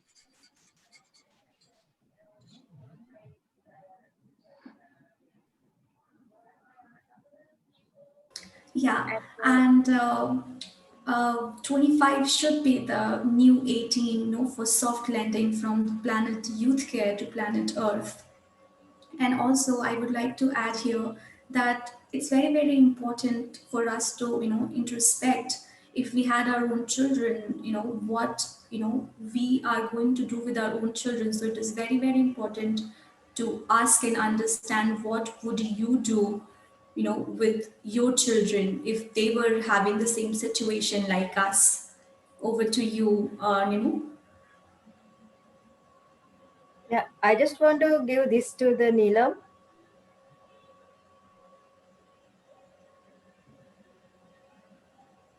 Thank you, Nemo. So we need support to learn to share our self-stories, stories of us, in such a way that it's healing for us and beneficial for the outside world. We must build our self-esteem despite our challenges, because our struggles are our motivation. We need to spread and advocate for our declaration by care leavers in times of COVID-19 among policymakers around the world. Together, we shall stand to walk a journey of empowerment. Now, I would ask Fabian to, come and say the line. Peer-to-peer, local and national support groups for care leavers need to be promoted and supported. They need all the support they could have to just be able to work here in a local or national area, and to support each other.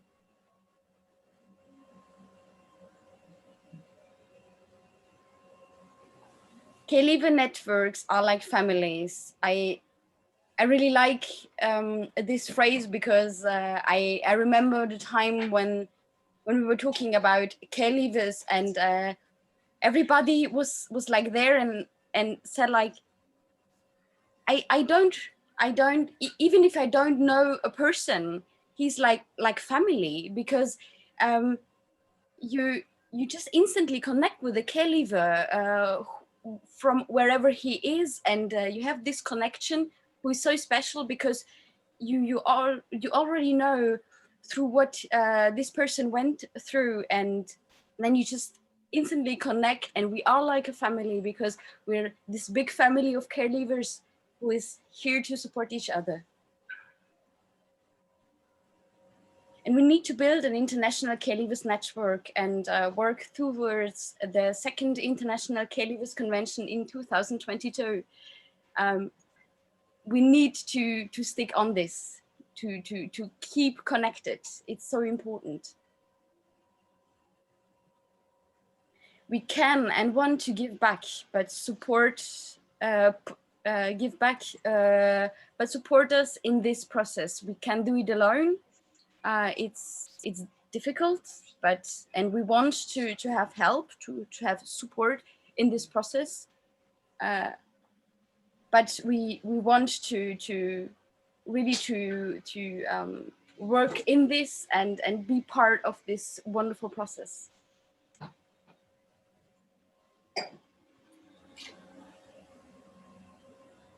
And yes, also we want to be included in decision policymaking processes that affect our lives.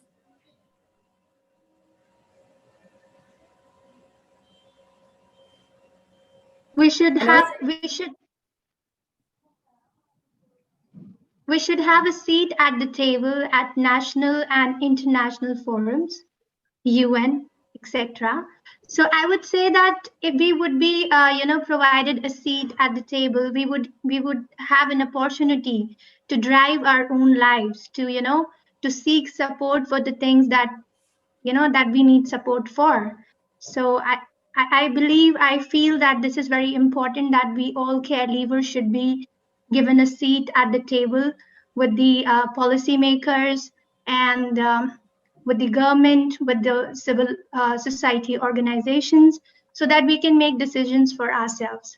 Thank you. I would ask Fabian to come and speak. Yeah, those who decide for us have not lived our lives, so listen to us, please, while making policies for us. You cannot change and make policies for us if you haven't lived our lives, so please listen to us.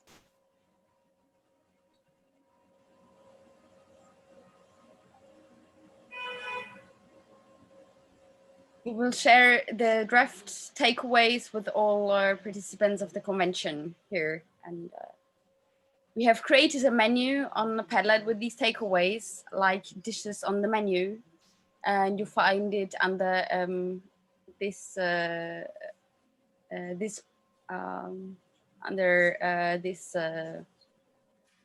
website. It's tinyoral.com/takeaways2020. And if you miss something, feel free to add a dish, key takeaway to the menu.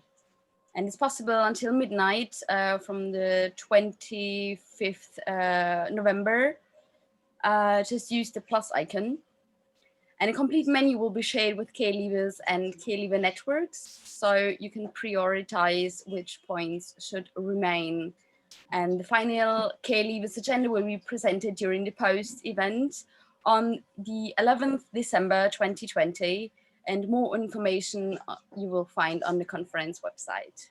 Be there.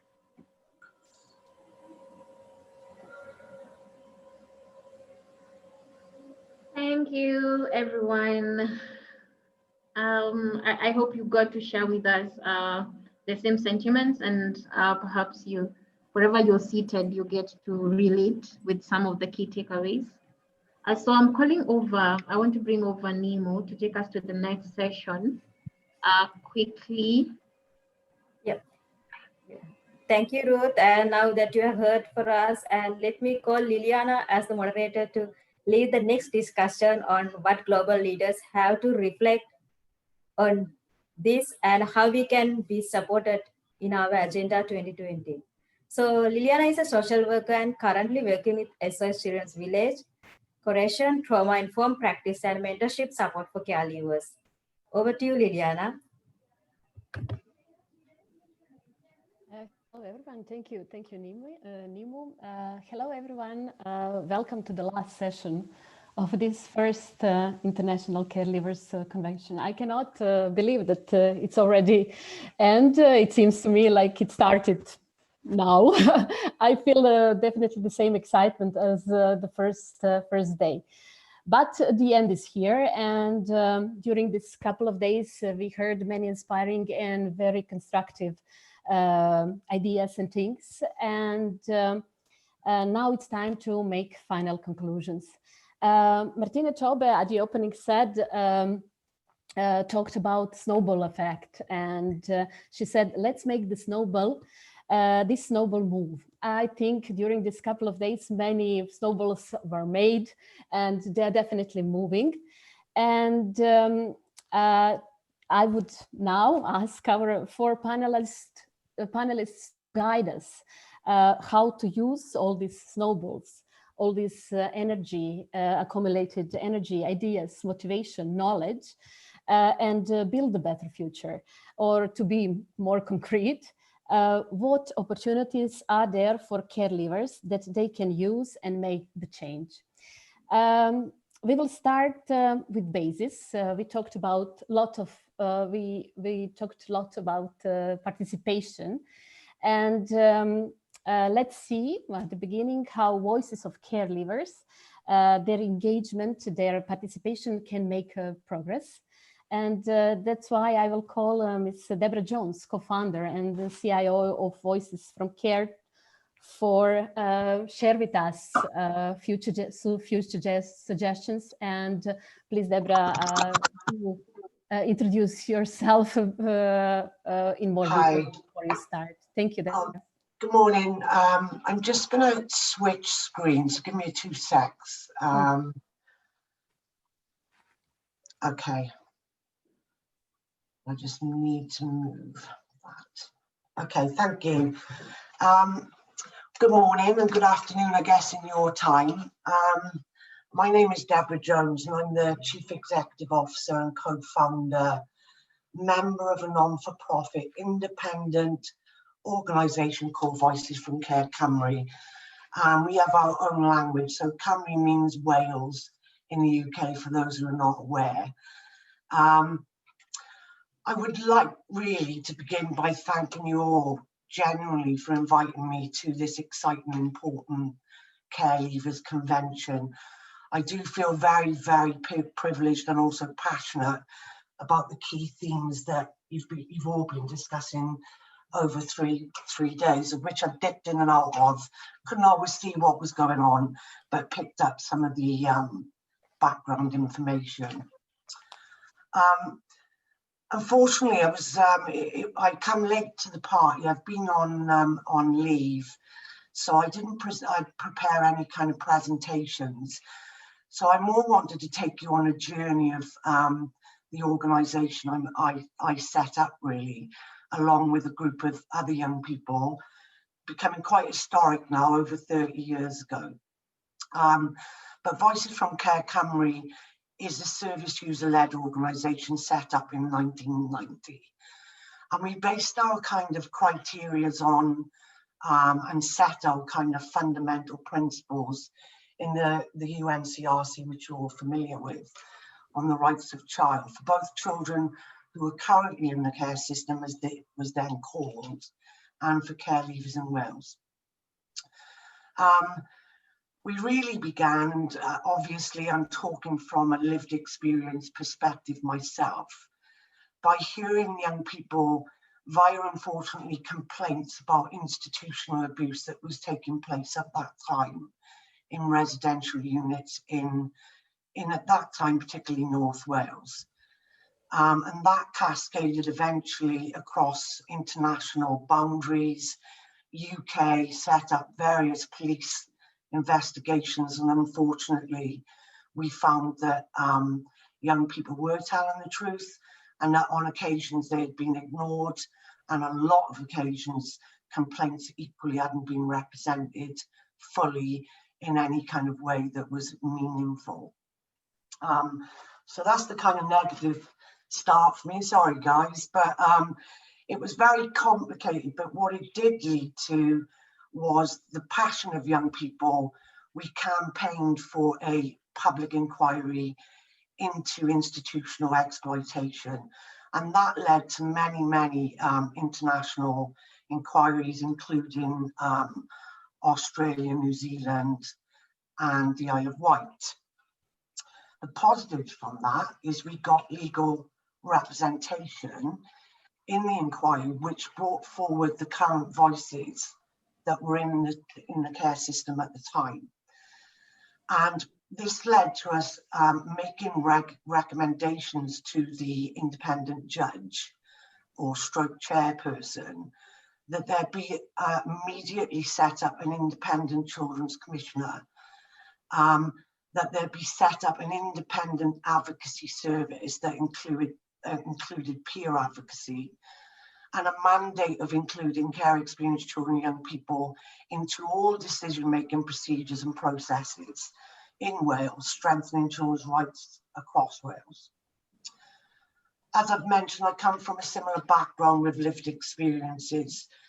That's led me to really setting up, along with 2 other young people, a national organisation that feared to go on occasions where angels would tread, because we needed to challenge governments of every levels that their processes were actually discriminatory to this particular group of young people in terms of care experienced young people. So a lot of work there, a bit of a snapshot view of 30 years, sorry guys, but I kind of want to leave you with some key messages that supported us and still supports us today in working with and developing services alongside young people.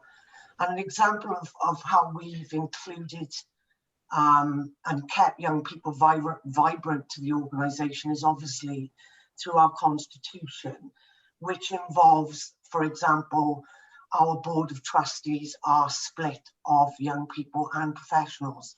So the young people certainly keep me in line in my role, thank God.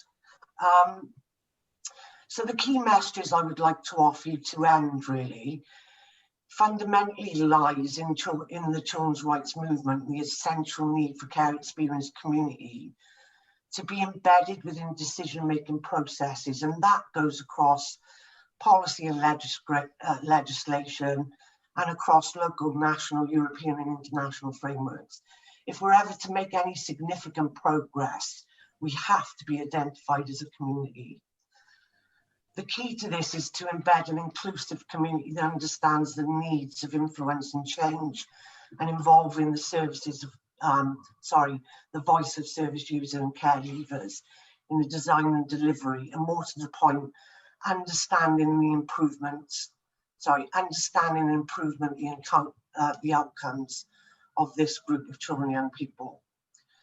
I'd like to conclude with a few examples of good practice that we've introduced to not just Wales, but the UK and across our borders into Ireland, Scotland and England. By actively listening to care leavers, I'm constantly hear politicians say we need to listen more to young people and care leavers and our care experience community, but I don't always see active evidence of active listening and what that looks like. And next kind of offering for you really is about embedding care leavers' views into the design and delivery of services, which I've kind of mentioned. A critical thing to our organisation is we've developed participation mechanisms, strategies, etc. And that could easily transfer into organisations across the world without a problem. A key thing to hearing the voice of young people is developing advocacy and peer advocacy approaches. A big thing that we're doing in Wales at the moment, which is about accountability for the outcomes of young people, is we're developing a corporate parenting approach.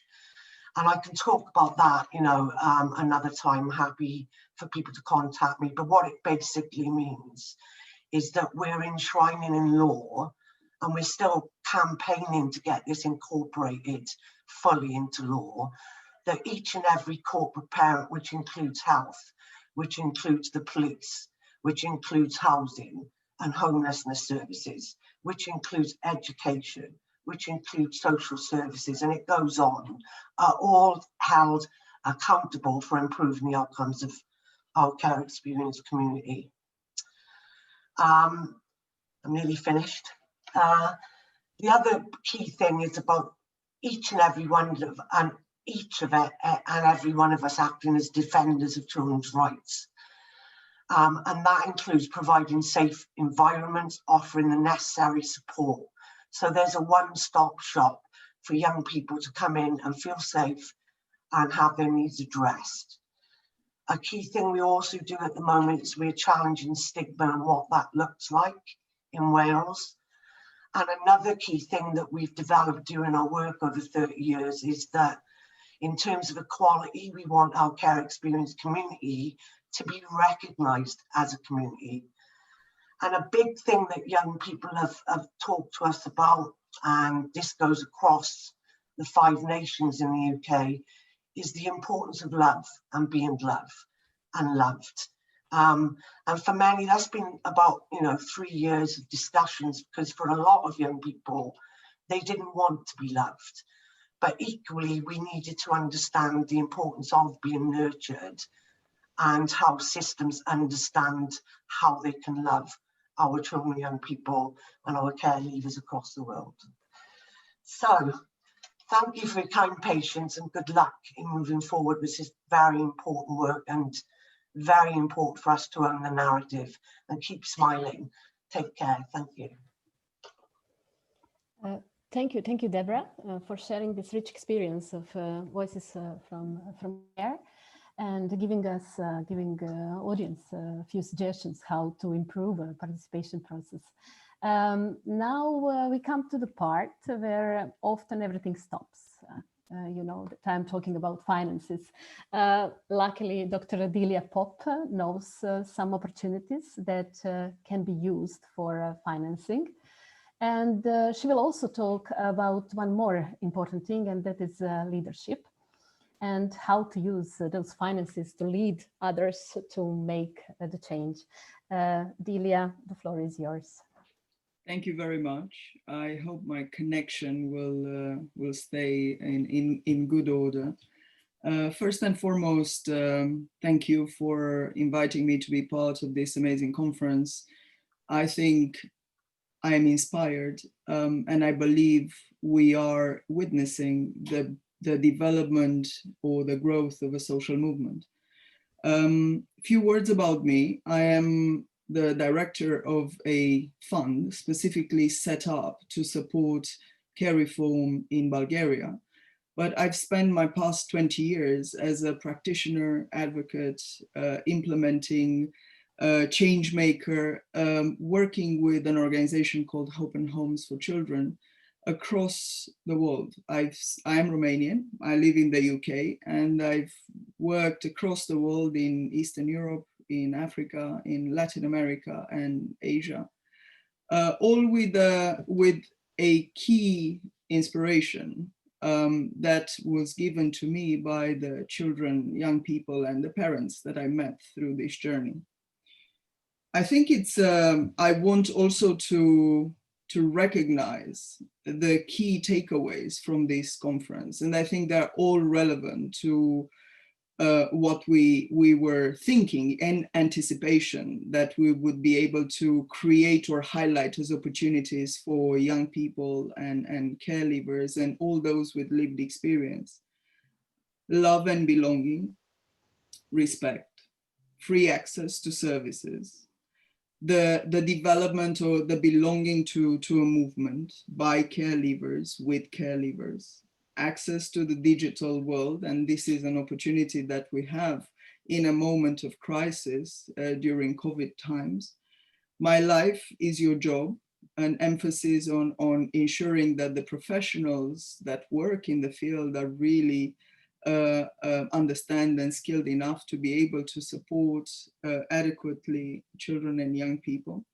Participatory research, participation, I heard participation, and it's so important, but not only participation, but also agency, the ability to actually write the story, not just be part of the story.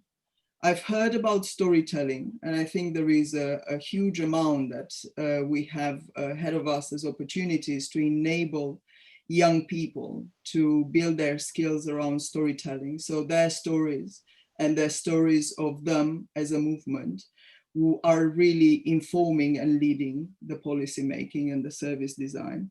I've heard empowerment, networks as families and connection. And I've heard the most important thing around listening to young people's voices, to caregivers' voices in the policy making exercise. So all these points are really important. As donors and experts in the field, we have a responsibility to enable caregivers and children and young people without parental care in the system to not just to participate, but to really have the skills, the knowledge, the access, and the infrastructure that they need to be able to be at the center of policymaking, to be able to be at the center of the service design, to be able to be those voices who contribute their lived experience to the most important elements of what one would define the quality of a system, to assist them to fulfill their full potential, and give back. Because that was one reflection that came back through the conversations today, and I've heard about it yesterday. It's about how can you support us to give back? So in my little reflection today, I wanted to highlight two opportunities. One is an opportunity around access to resources. And what I know from the position where I sit as a donor, as a very new funder, let's put it like this, with experience of giving, I feel that the field of giving is now opening up more and more to enabling social movements, to enabling access for individuals and organizations to funding that will support grassroots, sustainable, long-term change. And I know there are a lot of barriers, and those barriers are sometimes very bureaucratic. They are big walls, but they can be teared apart. You know, huge requirements on the applicants, very complicated bureaucratic processes to put those applications together, you know, very formulaic evaluations methods, which do not encourage individuals, small organizations, you know, young people associations to even dream that they can access the funding. So what we need in the donor world is to learn more from young people and emerging organizations and social movements. What are their funding needs? What are their skill sets that they need to learn in order to be able to access? How can we tear apart some of those barriers that they are currently facing so we can make funding available to support the development of this amazing movement? The second part of our task as donors is also to share the knowledge that we have in our specific areas of giving and to connect the dots. It's for the first time for me when I hear about certain groups and initiatives, they're amazing. So why don't we just share this knowledge and make it available to everyone? So the exercise of someone who's implementing on the ground or trying to set up a new network or an organization, supporting or representing caregivers, it's not a daunting task. You would already have a very clear list of organizations that you can learn from rather than reinventing the wheel every single time. Last but not least, I think as donors, we also need to hear strong the voice of caregivers and to really understand how best would be for us to invest in areas that are maybe not that obvious, not that apparent. You know, there are always areas that are always loved, delivering direct impact, but when it's about providing access to digital or enabling someone with a computer or a mobile phone, that's a little bit more complicated. So we need to hear the voices of those who need resources, and we need to understand where those resources need to be invested and what could be the impact that we get out of it. And last but not least, I think at global level, we have a significant opportunity. We had a very challenging year, and probably next year will be a bit of the same, but hopefully we'll get out of the epidemiological threat of COVID-19. Nevertheless, the financial impact will last much longer. So we will be operating in an environment that is really resource constrained, an environment where is even more important for people with lived experience to have a direct contribution to the shaping up of services, to the shaping up of policies, and for really being able to draw the funding where is needed. I do believe, as I said at the beginning of my intervention, that we are witnessing the beginning of a social movement. And I would like to quote an amazing professor. I have the privilege to be in a course at Harvard taught by Marshall Gantz, who's one of the most amazing community organizers and activists working with Obama in his first administration. And Marshall told us that social movements emerge as a result of the efforts of purposeful actors, individuals, organizations, to assert new public values, form new relationships rooted in those values, and mobilize the political, economic, and cultural power to translate those values into action.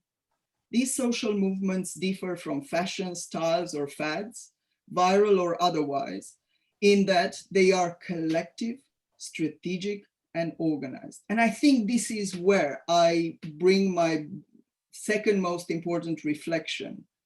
Us here, enablers of care leavers and other young people, children, and individuals with lived experience, we have an opportunity to exercise leadership.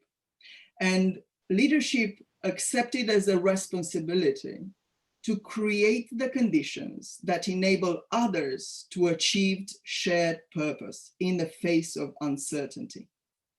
Leaders who accept responsibility, not only for their individual part of work, but also for the collective whole. Leaders that can create conditions interpersonally, structurally, and or procedurally. I think this is our most important responsibility. This is where we can all give back.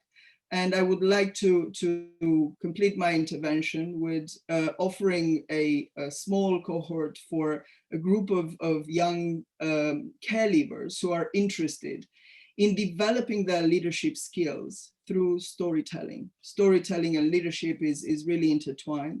So I'm offering, of course, a limited number, up to 15 places, free totally, for young people, care leavers across the world who might be interested in working together to develop this approach to leadership that they can then hopefully bring it back to their communities and help create the social movement that we all desperately need to reform the care system. Thank you so much. Thank you. Thank you, Delia, for this amazing offer. And this is a nice way to go forward to speak about advocacy. So when we learn how to speak and how to tell our story, then we can advocate for our thing. And I would like to ask Ms. Mia Dambach to tell us to whom care leavers can speak and tell their stories, their needs, and their demands. Mia, the floor is yours. Thanks, Liliana. Thank you for also inviting me to this excellent conference. It's encouraging to see so many of you so passionate and so able to express what you would like to see as a change in this world. Building on what Delia said in terms of key takeaways, for me, what I've heard from you is that you'd like to be included in decision making. You'd like to have a seat at international forums, including the UN. And that's why I explained to the conference organizers that that's what I would like to speak to you about, is what are your opportunities at the UN, and build on the work you've already done at the UN. So if we look back already, maybe over 10 years ago now, care leavers were very, very active I don't know if you know this story, but you know the UN guidelines for the alternative care of children. It was a project that UNICEF started in 2004 with ISS, where I work at the moment.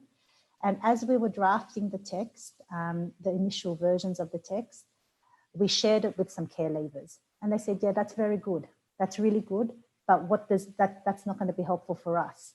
You're talking about children that are at risk of being in care or are in care, but that doesn't help us as care leavers or people that are about to leave care institutions or about to leave foster care. So they were very, very adamant that we should include a section on care leavers. And it was because of you that these sections and these paragraphs are now included in the UN guidelines for the alternative care of children, which is a UN standard, which is the UN text. And it does now mean that every state in the whole world has to follow these obligations to protect and to look after those leaving care. The other way you have also changed the way the UN or the International Forum works is if you look at the massive open online courses that we've developed as interagencies. In the development, especially of the one on children on the move, there were, I'd say, 30 or 40 young people that were involved expressing on this MOOC, on this training, what is it that they want? What is it that they would like in terms of care options for them? This MOOC has reached almost 30,000 people, 30,000 participants in French, English, Spanish, and Arabic. So your voice is going out across the world. But what are the options and what are the opportunities that you have now? Some of the opportunities you have now are, for example, the 2019 UN resolution. There is what is called this, I have to read it because it's quite a long title. It's called Transforming Children's Care Global Collaborative Platform. In this global collaborative platform, it is an opportunity for you to reach the world and to set up your own group as care leavers to express and what it is exactly that you want to bring up these key takeaways, to join up with other care leavers across the world. There is also the 2021 Day of General Discussion. Even in the preparation of that, I know that some care leavers are already participating in the content of that, what should be the topics, what should be the themes. This is another way to get the Committee on the Rights of the Child to hear what you have to say, what it is you want in terms, and really influencing them in terms of the recommendations at the end. But I think for me, another area aside from these one-off events is the opportunities that you have at a national level with the UN treaty body mainstreaming. Because as you know, every 5 years, your country will be examined either by the Committee on the Rights of the Child, either by the Committee on the Rights of Persons with Disabilities, either by the Committee on Migrant Workers. And if you team up with the national children's rights organizations in your countries, and you make sure that care leavers issues are part of the submission, then very often those committees will take into account what you're saying and include them as recommendations to the states. And when they include them as recommendations to the states, then this is a very powerful advocacy tools in national context to say to the state, listen, the Committee on the Rights of the Child has said that you need to look at this issue. You need to, or the Committee on Economic, Social, Cultural Rights has said that you need to make sure that our needs, our economic, cultural, social needs are met in this area. One good example, just so that to say, well, does it actually work? Yes, it does work, because SOS Children's Villages was very, very active when Albania was being examined at the Universal Periodic Review. And in that review, they kept saying, well, the age of 15 is far too low for care leavers.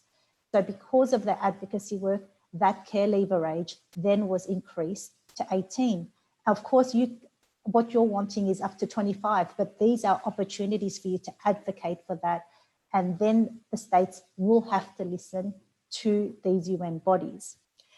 Then, of course, you also have your regional treaty bodies. You've got the African Committee on the Rights and Welfare of the Child, you've got the Council of Europe, you've got ASEAN, you've got all these other regional bodies that you can have your voices heard.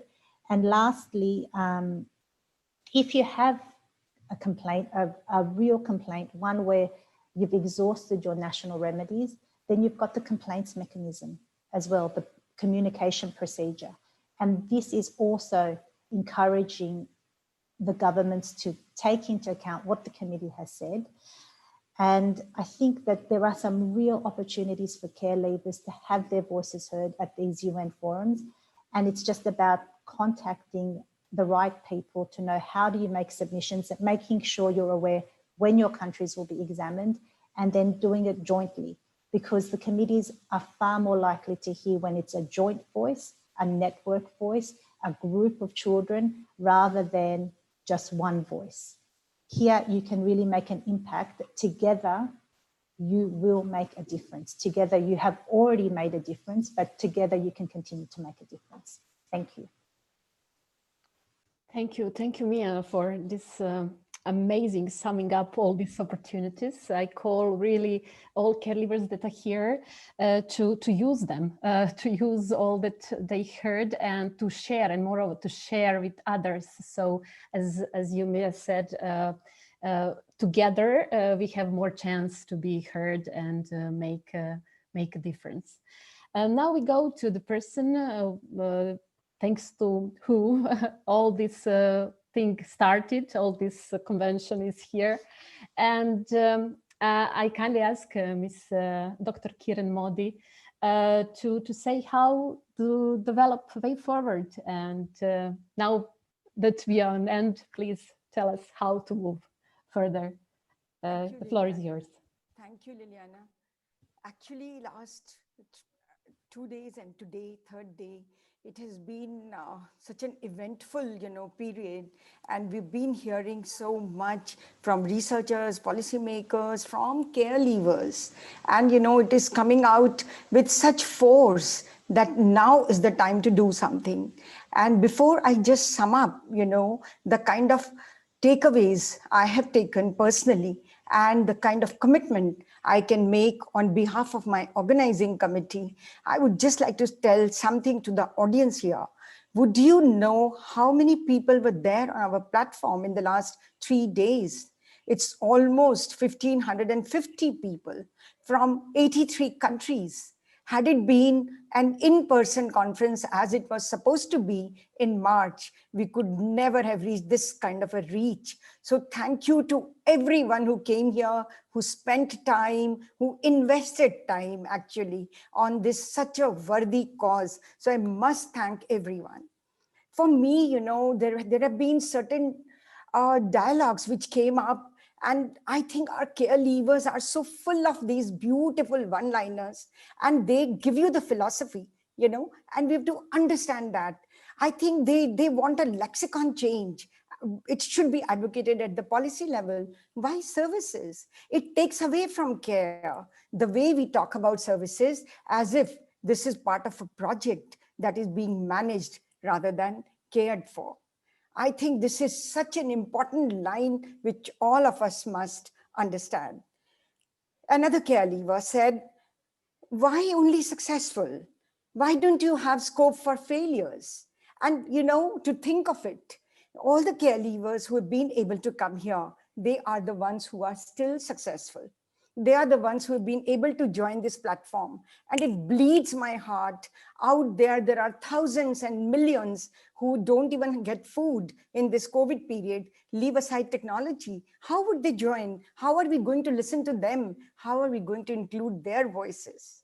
We really need to think about this.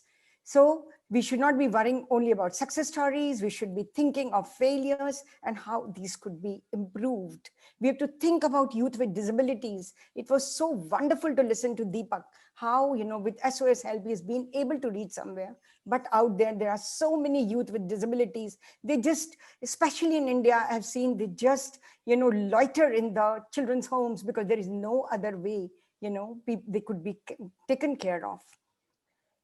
In the last 3 days, we have been hearing again and again about collective action, being together, working together, governments, practitioners, voluntary sector, researchers, businesses. We all need to come together with and for care leavers. Mark Riddle in his keynote address. He said repeatedly, we need to go beyond the governments. We need to go to the voluntary sector and corporates. And just now, Delia also said the same thing. There is money available. We need to really work on it. Joseph Koch, he talked about church and youth welfare agencies and parliamentarians. We should reach out to just about everyone. It should not be a terminology, care leavers, only for our kind of people. We are all sensitized. We know this, but a man on the street, at least I know about India, you talk to them about care leavers, they would say, what is that? They have no clue. So we need to reach out everywhere so that this becomes important. This important issue becomes as important to us as it becomes important to others. We have talked about technology, and thanks to, Martini, she has been able to manage her own Zoom for care leavers in Zimbabwe, and she's been able to make some care leavers join here. But how many of us are able to do that?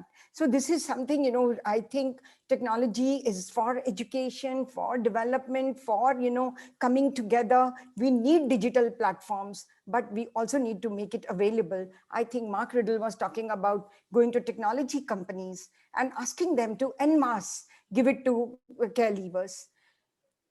Care leavers have been demanding inclusion and participation. And when we use these words, sometimes we as practitioners, as policymakers, sometimes we are using it as a tokenism. We really need to understand. I remember one of the children in my home, she had told me, you are only hearing me, you are not listening to me. And that's when I understood, I have to listen to her words and listen to between the lines. Then only I'll be able to do justice to her. There are so many advocacy groups who are there. One of the care leavers just wrote, why care leaver networks are not asked to say how did they create networks, how did they sustain. And I think, yes, this is a point, we missed. Some care leaver networks have been able to present here, but maybe, when the next time it happens, more and more care leavers will be coming forward and they will be making global platforms. This has also come out again and again in the last 3 days. And before that, a complete 1 month where we did 4 pre-events. It came out again and again. A global network, a global platform of care leavers network is needed. There should be transnational exchange programs for care leavers.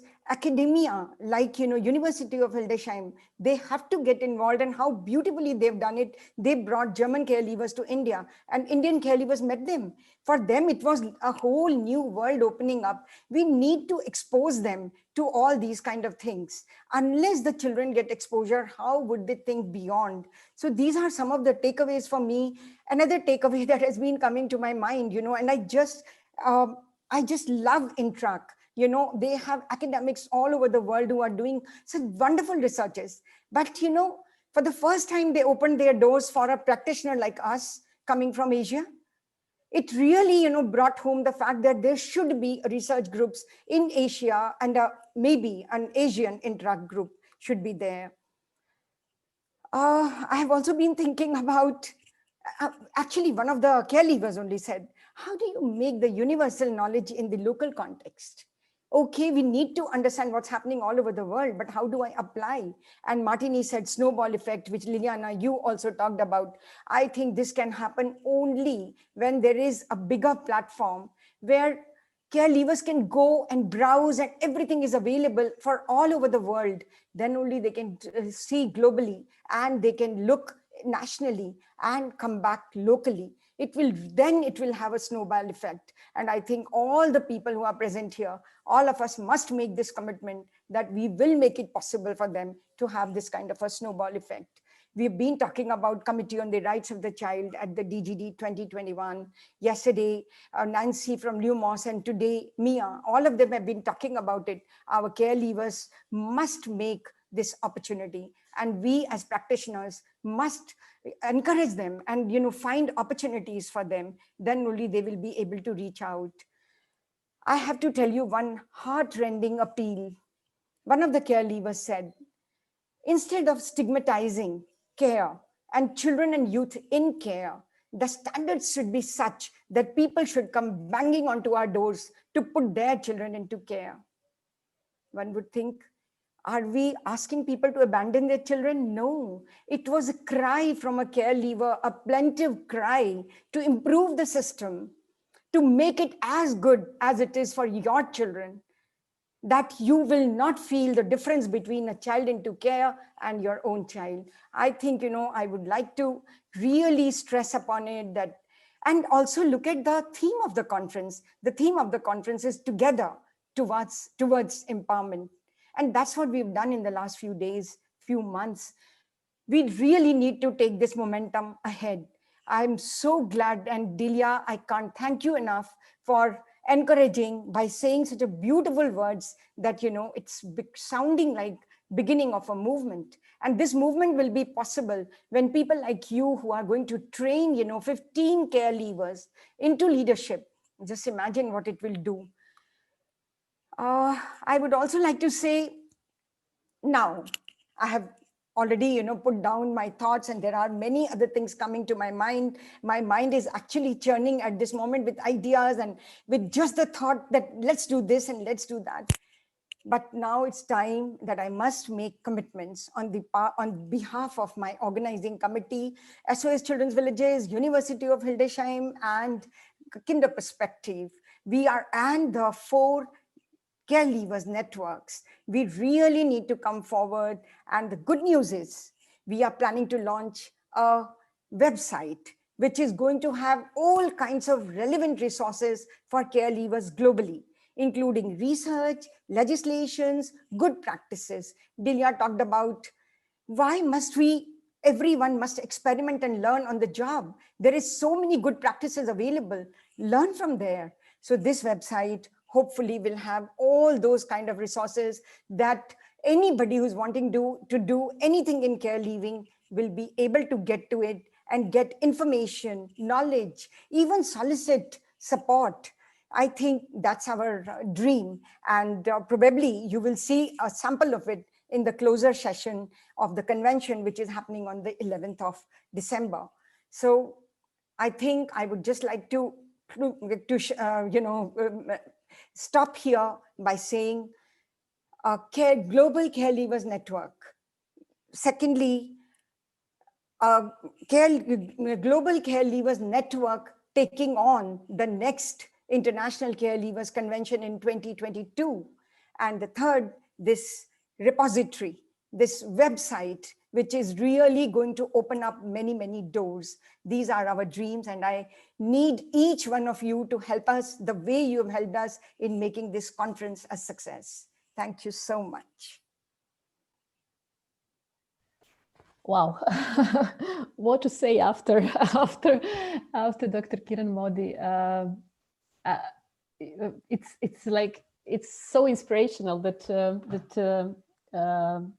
leaves everyone, I think, speechless. And thank you for all these things that you are doing. So I hope everybody knows now that website will be launched and it will be global. Please do check it out and do follow. I think a lot of things Dr.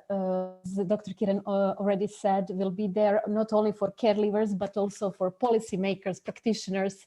And so we don't need to reinvent the wheel, as Delia said, again, but learn from each other. Thank you all. And at the end, I can only say, Nimu, Ruth, back to you. Thank you. Thank you. Thank you so much. I don't know what to add, Dr. Kiran. You're so inspirational, and we just appreciate you for, all of you for just giving us this platform and being able to speak and hear the commitments and how passionate you are to seeing that we do something. I just want to welcome Dr. Severin to say something, and then we'll be wrapping up in the next few. Severin Thomas, are you there? Can you hear me? As she comes, yes. Okay, are you there? I hear you. Yeah, okay.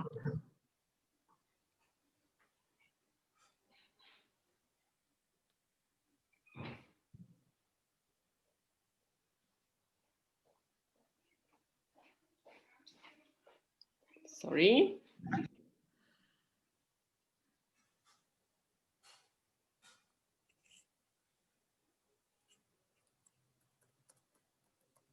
You are on mute. Oh, sorry. Okay. Excuse me, I can't hear you for the moment. I don't know why. Maybe no one is talking. Oh, sorry. Can you hear us? Yeah, Severin, we can hear you. Okay. Please go ahead. See Yeah, you. thank you. Now I have a technical problem here. Can you go on, please? Yes, thank you so much. So as she's fixing that, I just want to say a 3 minutes story. So in one day, there's a gathering and there's a young boy who's seated to 2 elderly people, and the boy cries. And one elderly woman asks, "Do you need some water?" And the boy does not respond. So the woman goes ahead, picks a bottle of water and brings to the boy. The boy is still crying. The next person says, "I think I have some snacks with me," and they hand over the snacks to the boy. The boy picks and then drops and continues crying. And the MC in the event could hear the cry and is wondering what the boy really needs. And one person at the conference or the gathering says, "Give him the microphone." The boy picks the microphone and says, "I want to recite a poem." And he goes at the podium and recites a poem. What am I saying today? For a long time, we have thought what caregivers need. We think sometimes they need snacks, sometimes they need a bottle of water, and all they need is a microphone. That it's important for us to hand over that microphone to amplify their own voices. I am saying this because I appreciate that you can come here today and talk about what caregivers need from the caregivers themselves. I want us to appreciate 3 things: the presence of a microphone, the opportunity to attend the gathering, and the chance for someone to ask someone to hand the microphone over. I am asking that we can commit towards providing opportunities for caregivers, and not just do that, but support them in the process. I'm just looking at some of the things that we asked people to do in the takeaways, and it's impressive to see that the participants have added to some of this. And one person says, "I am wondering why there is not an international day of caregivers supported by the UN and a fund that caregivers networks can have access to." Why? Because caregivers networks should not lag behind organizations. What am I saying? Let us enable this boy to come forward, have the microphone, and perhaps recite a poem, sing a song, and say what next they need. I don't know what to do about this, but I'm just lodging in this as a recommendation and a key recommendation for our people here, that perhaps Dr. Delia and the rest, is it possible that we have an International Day of Care Leavers recognized by the UN and a fund for that? That's how you're going to support care leavers. We're going to give them the microphone and they're going to lead the process. There's so many other recommendations, very amazing. And thank you so much, participants, that you're continuing to add. Please feel free to continue adding this. And I'm saying this because I want to bring over Serena. I just hope that she has sorted out her technical issues. And then we'll be wrapping up. Welcome again. Yes, thank you, Ruth. Maybe I could ask some sentences. I had some problems here with my computer. Yes, I think you said the most. I would like to say, and I think it's important that you have the last words here. I would like to thank everybody for joining this very important event. And I think the main message I take with me, and I hope all the others also, that we will not stop today, that we created a big movement, and we will go on further with the big ideas we shared here.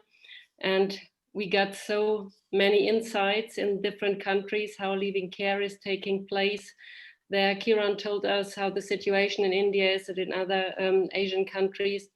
And we heard so many personal stories and became impressed about the courage and the strong personalities we met during the preparation of this event and the convention in itself. And I think we should make these people more strong by events like this and by all the things we should bring on further in the national contexts. And I think we became many insights in your hearts, and I bow to all of you. And we'll let you know that we will not stop now, not the University of Hildesheim and not all the partners who made this big conference, SOS, Children's Villages, Udayan Care and Kinderperspektiv. I think a lot of new networks will come up now after this convention. And I'm sure no child should suffer from being in care, and nobody should suffer from being a caregiver. And with this message, I think I will come to the end of my words and have to do 2 announcements, and then I will give back the word to Ruth. I should inform you of the convention organizing team that there will be a post-convention on the 11th of December. You find further information on the website, and also a link to a Padlet where you can find takeaways which you can take to other people you know in your professional networks or to other caregivers, and could add comments. Please be invited to share ideas and points which we missed to fix in this Padlet. So thanks to you all, and yes, my last message is we will not stop. Thank you.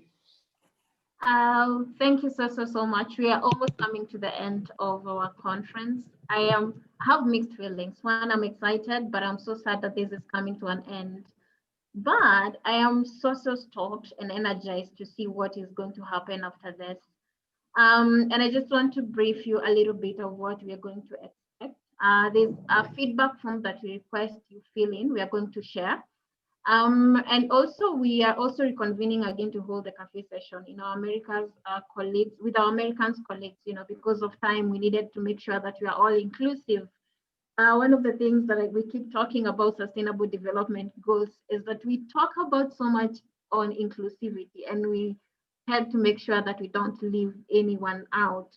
And so we're going to have this, and you're also invited to come back on 11th December for a full closure on this convention. The session is about collective promises that we'll make to make our 2022 agenda a reality, especially in policy, practice, and participation. So we have policymakers from several countries before whom we present our Charter of Demands, and we'll tell them loud and clear how serious we are to see that the lives of caregivers change. So from today till the 10th of December, we will open our proposed agenda 2022 for comments and voting from all caregivers across the world. And then we'll come back on the 11th December for a 2 hours interface with decision makers and experts, and seek clear commitments to strengthen us in the collective belief. What am I saying? I'm just saying we are not done. We're just getting started. Yeah. And I'm seeking your commitments and your presence to come back and be with us until we make, the lives of caregivers dignified. Yesterday, in an activity, we asked people who were from all families. They grew up in families, and we asked them something, an exercise. And the question was, at what age did you feel that you did not need your family? That is one. And the second is, at what age did you leave your family to go live by yourself? And one person said, who was a senior person in the government, raised the hand and said, "Hi, Ruth, I don't understand why I should even answer your question, because culturally, we never leave our families. We even have extended families. And I don't get your question, what do you mean?" And the rest of the participants were laughing.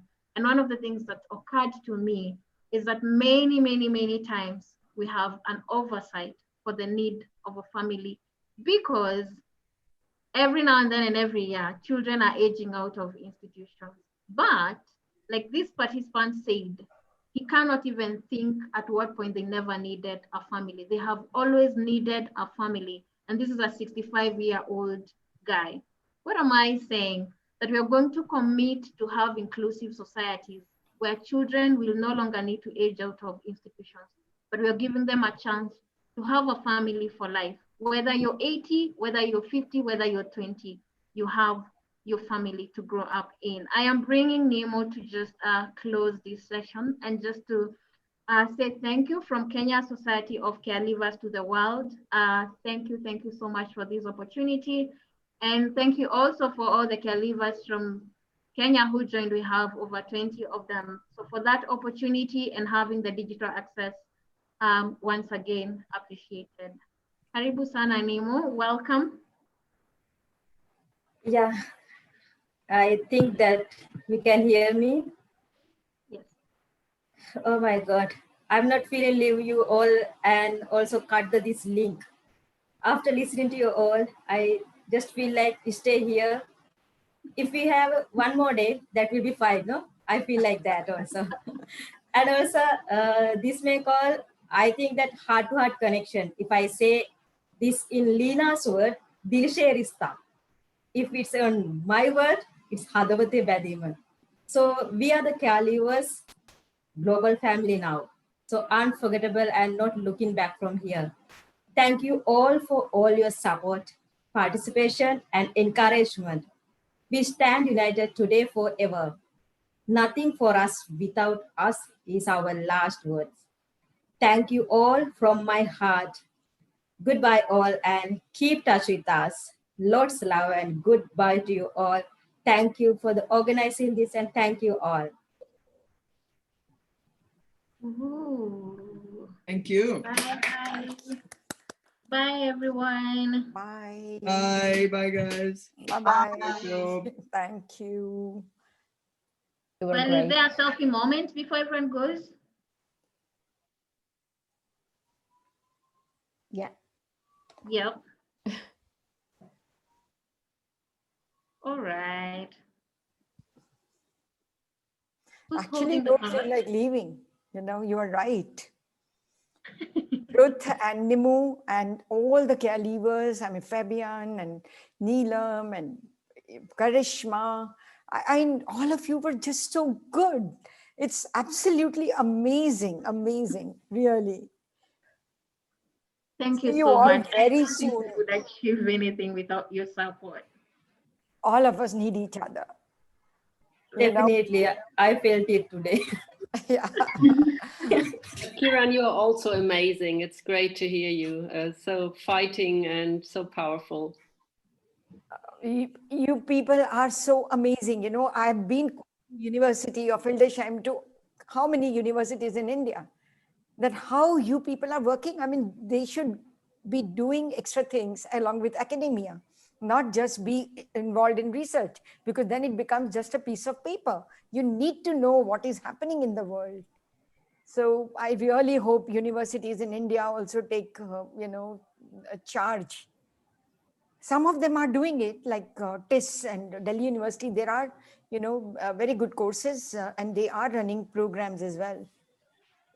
But care leaving as such has not caught on. I think now it will. Yeah. Okay, bye. See you soon, very soon. We have to get back, you know, to do the debriefing and talk about the next steps. Yeah. Thank you. Bye. Okay, bye. Thank you, guys. Bye. I'm hugging every one of you. Social distance hug. Oh, I know. Oh, Martini, how are you? We're very well. Oh, see you all. I'm coming to India, literally. You really I'm need trying to. come to You India. will come. You will come. We will Okay. make something. See you later. See you. Bye. Bye-bye. Bye. Thank you.